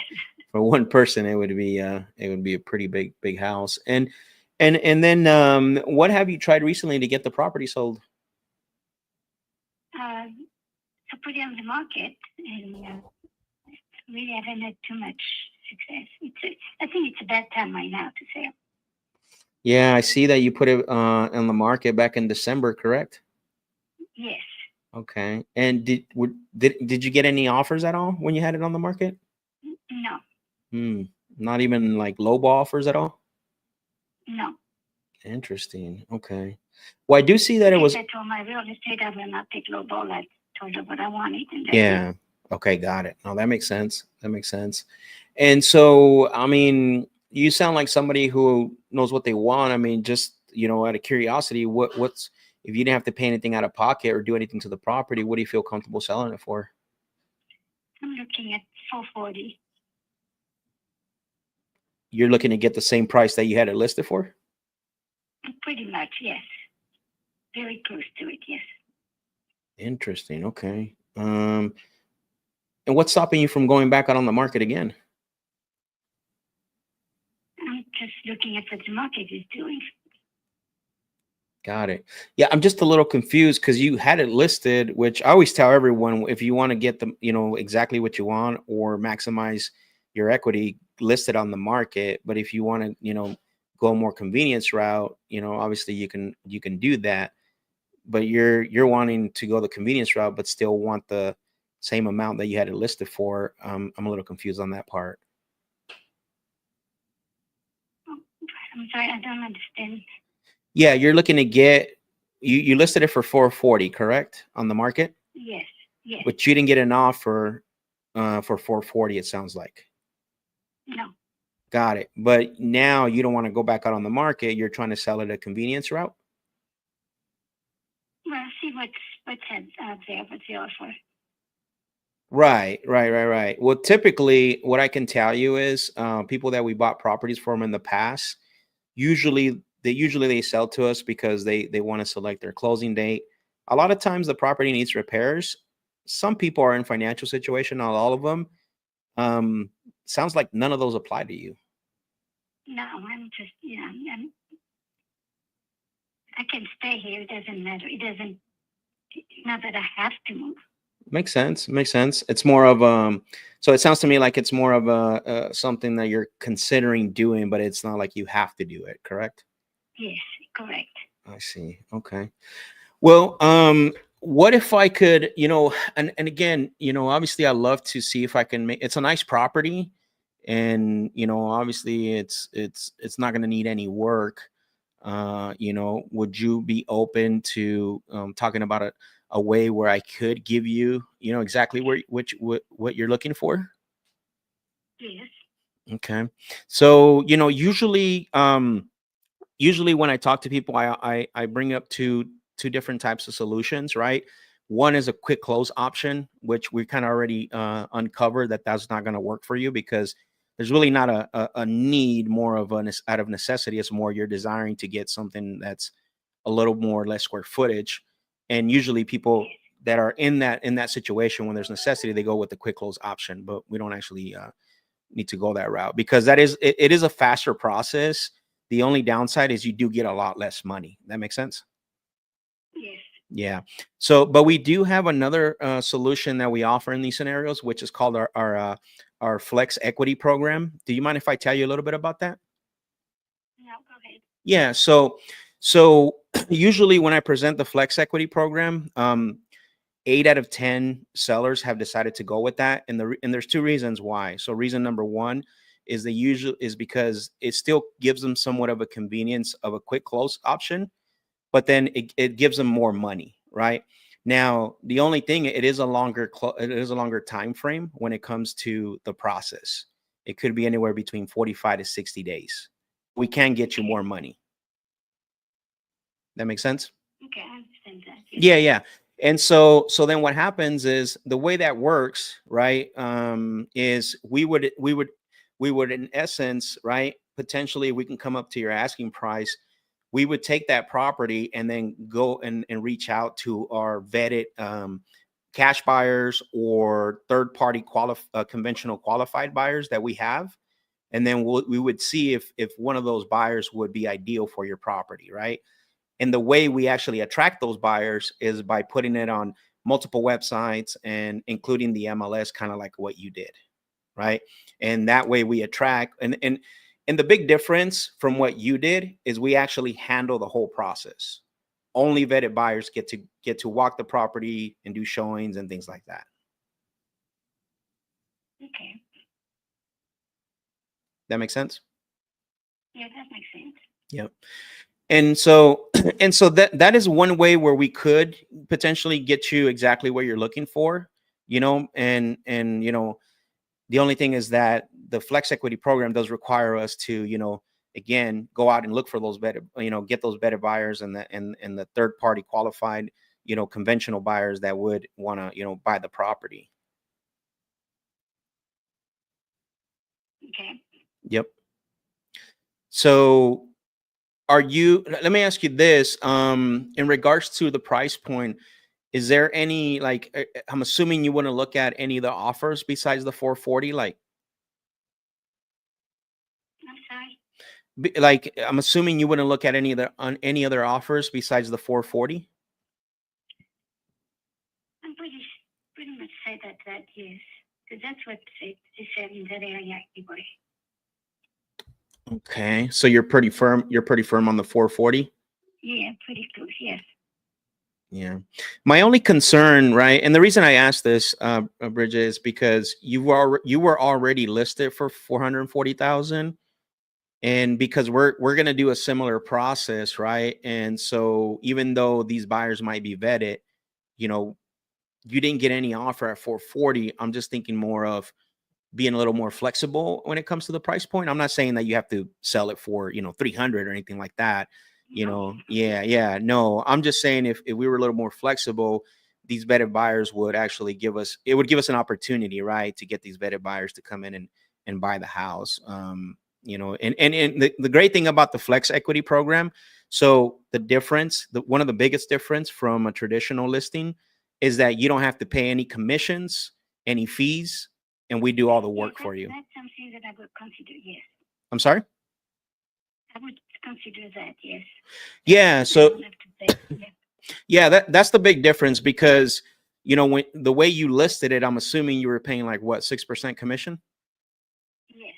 Yeah. So I would consider that, yeah. exactly. So with our program, the Flex Equity program, whatever number that we agree upon is going to be net to you. That's what I was saying earlier. It has the same benefit of a quick close option. The only difference is you get more money. Now, 440 might not work. That's why I was just asking if there was, some type of room or some type of room in the price point. Yes, under those, under the circumstances, yes. Okay. Got it. And then how long is your agreement with your agent? Well, I asked her to take it off the market because I told her, he's not going to sell, forget it. Mm-hmm. Yeah. Well, I mean, she hasn't yet. No, but she's supposed to. I talked to her a couple of weeks ago, and she said she would. I don't know if she has or not. I haven't checked. Yeah. Is this a friend of yours, or is it just a realtor that you hired offline? Both. Okay. Yeah. So the other thing too, again, just taking off my buyer's hat and putting on my advisor's hat. Make sure the other thing too, what happens when you sign listing agreements, there's a clause in the listing agreement that when you cancel the listing, if you do sell if you do sell the property through another agent, you have to pay this listing agreement a commission. I don't know if you're aware of that or not. No, she didn't mention that. They usually don't. This is why, when someone asks what's the difference between, you listing on the market and your Flex Equity program, well, I always tell them no commissions, no fees. And then the big thing is, like, let's say that, we don't end up getting a buyer for it. You're not on the hook for a future commission.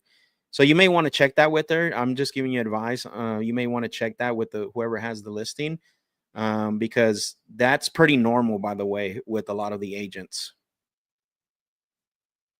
Okay, I will check that. Yeah. And if you're open to hearing other offers, I mean, you've been on the market 104 days.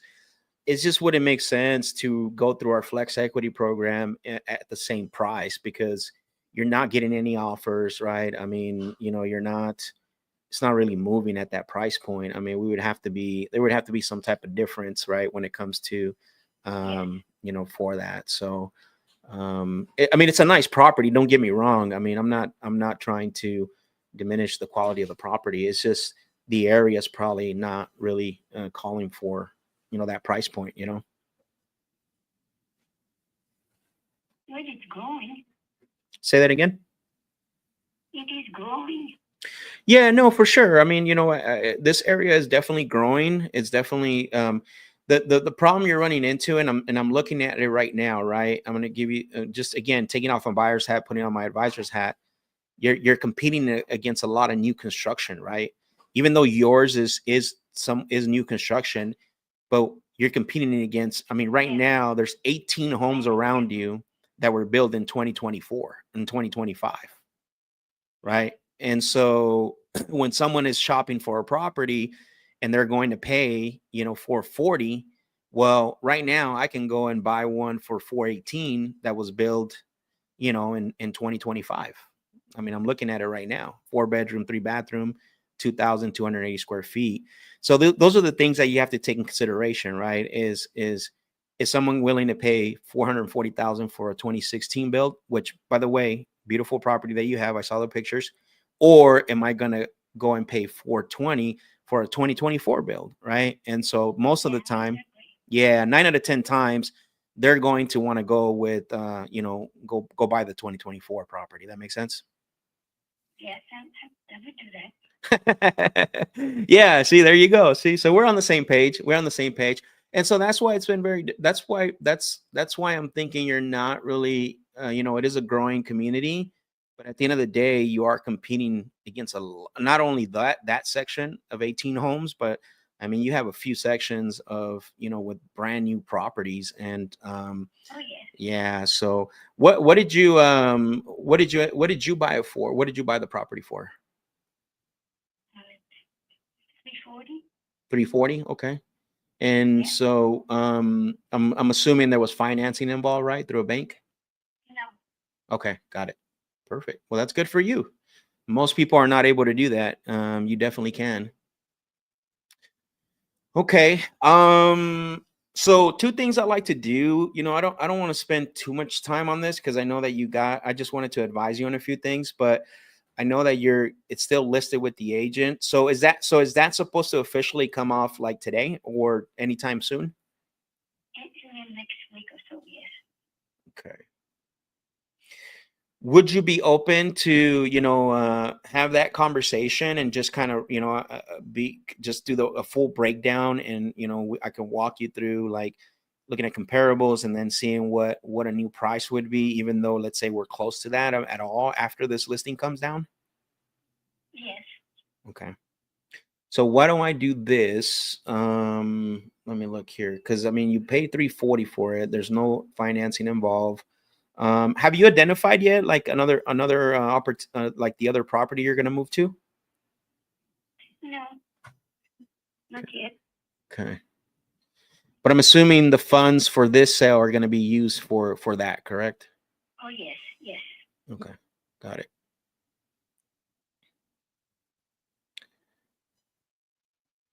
Let me see.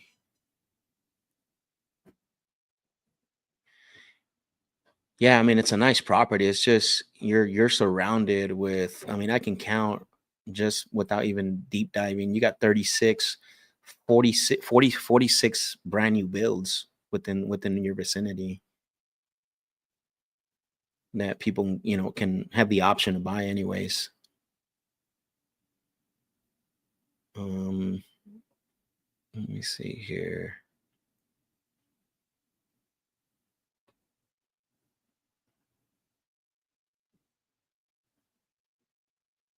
Sorry, I'm just pulling up some more information here.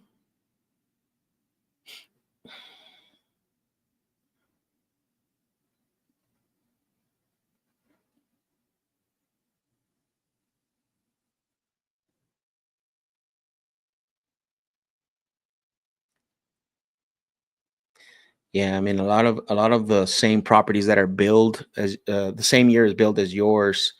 They're around the same. I see another one here too. On Crossover Road, 4 bedroom, 4 bathrooms, 2,900 square feet.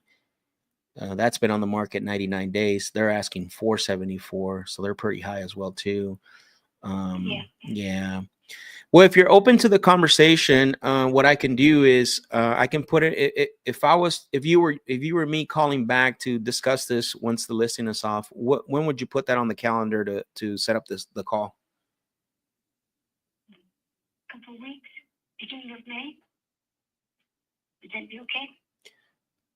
Yeah, I'm sorry, I'm pulling up the calendar. Give me one moment, okay? Bear with me here. All right, let's see.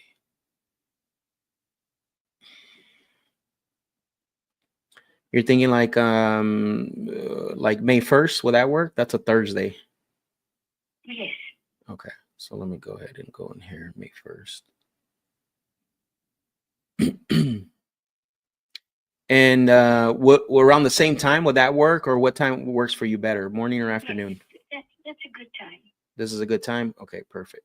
So I want to make sure I add this time now for May 1st.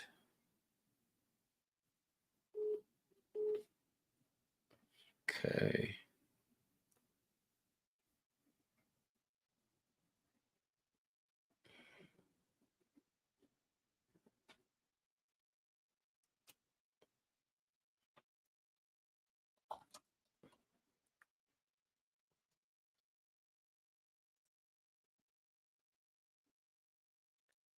Okay, Bridget, I have it on my calendar to give you a call back May 1st, around the same time as well that I called you on today. And then what I'll do is I'll prepare some information for you. And I do let me see here. I want to check something. So I do have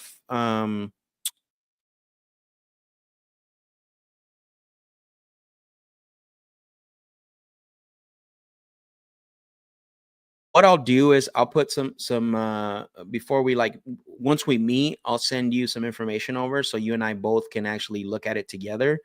And then what we'll do on that call, we'll make a decision on how you would like to proceed. And if it doesn't work out, great. If we can make something where we can help you, awesome as well too. Okay. Okay.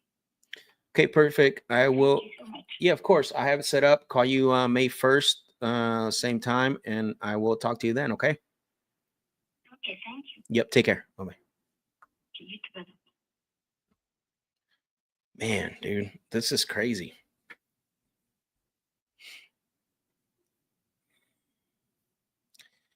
Jose said her house is probably overpriced. Yeah, 100% overpriced. The 844 is up there. Yeah, I mean, when you're competing against, new builds, definitely up there, right? Like I think the biggest thing with this is that, she's got 30 plus new homes around her, right? 2024 and 2025 build. But you notice, right? Like, at this point, like just because it's still on the market, I don't want to do nothing too serious, but I was willing to at least advise her just because, I know her agent is not, right? Like, and it could be her as well too. But sometimes you can't just be a yes man, right? Like this agent is just a yes man. That's all. That's all they are. So what I want to do is once that listing is expired, you know, sorry, I got a message. Once that listing is expired, I want to swoop in and do an ovation on it, but it's got to be at the right price, right? And the great thing about that conversation is that I ended up getting her, she paid cash for it, right? She paid 340 cash for it, so there's room there. I think presenting her with a little bit of facts and understanding what's happening in the area, that's going to help to basically, put us in a good position, right? And so I'll call her May 1st, and we'll go from there. I think that's a really good opportunity for an ovation. I do like that. So with that being said, we just hit the 4-hour mark. Any questions on that call? What do you guys think? I went a little bit deeper. I actually provided a solution, right, for that call. I just wanted to see, especially when she said that, that she's been on the market and she hasn't gotten any offers, and I know why now, right? Like she's been on the market over, 100 and some days. Like I'm not going to be doing that. So, no, you can't do seller finance because she needs the money. She needs the money to buy something else, right?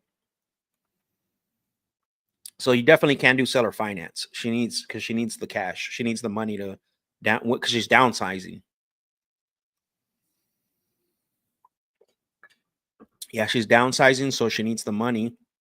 And I think the only play here is going to be going back out on the market, but for the right, you know what I mean? The right, like price it right. So, Jorge said that advice you gave her was great way to earn her trust. Yeah. Sometimes we got to do that, right? Like it's not about, it's all about meeting the seller where they're at. Right. And like I always tell people is, for when you got to understand the conversation there. Nothing is black and white, or nothing is like, no conversation with sellers should ever be black and white, right? Framework goes out the window. Your sales process goes out the window. Sometimes you just got to meet the seller where they're at, right? Don't get in a habit of doing that with every seller.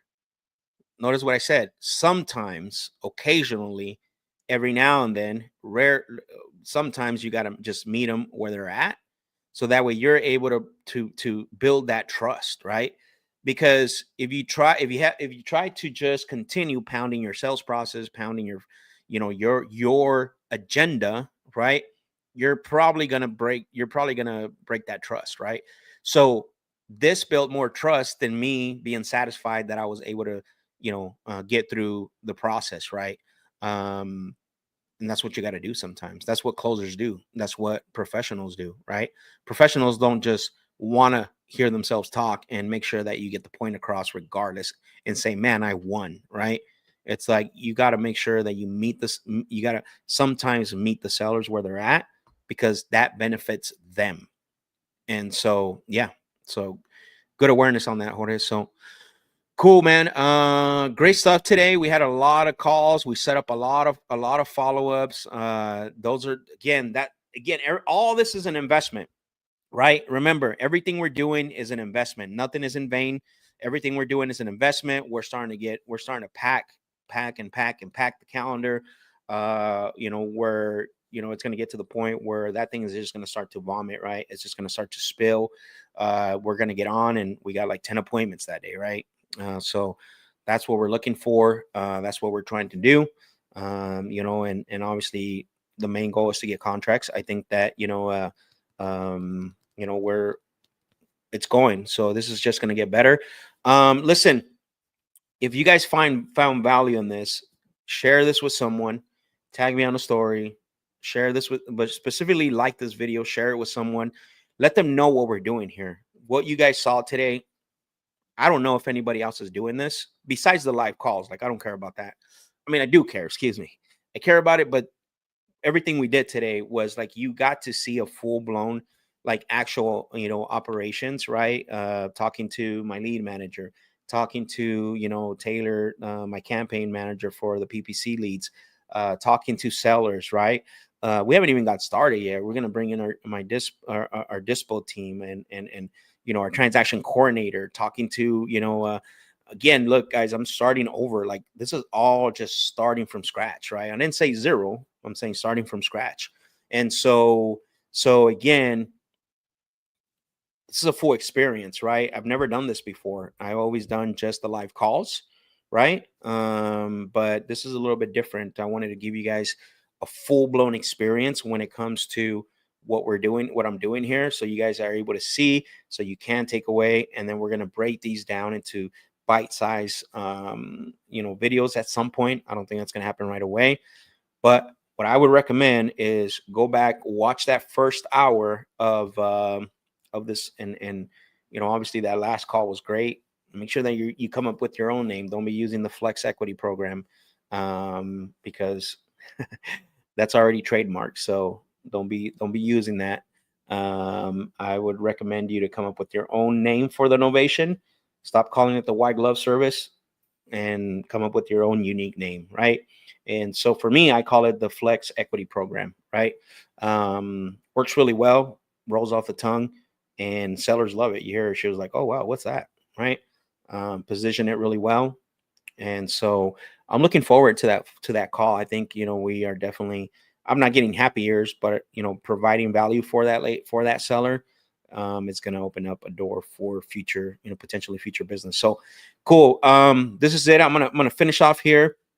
I really appreciate every single one of you that stayed for the full 4 hours, through the ups and downs and through everything, like, for between the silence and making the notes and talking to my lead manager, all that stuff. It's been really, really grateful for you guys that have been on with me for the full 4 hours. If you guys need to reach out to me, don't hesitate. Go to my Instagram. My Instagram is at Real Max Jimenez. So that way you guys can DM me, message me. And so that's where I'm mostly active. I know some of you guys a DM, but remember, go out there, take action, mess it up, correct it, get better. I appreciate y'all for joining me. I appreciate y'all for those of you that stayed on this whole 4 hours. It means a lot, right? And so I'm hoping that you're getting maximum value out of it. And remember, this is a show with real calls, real deals with real closers. Later, y'all.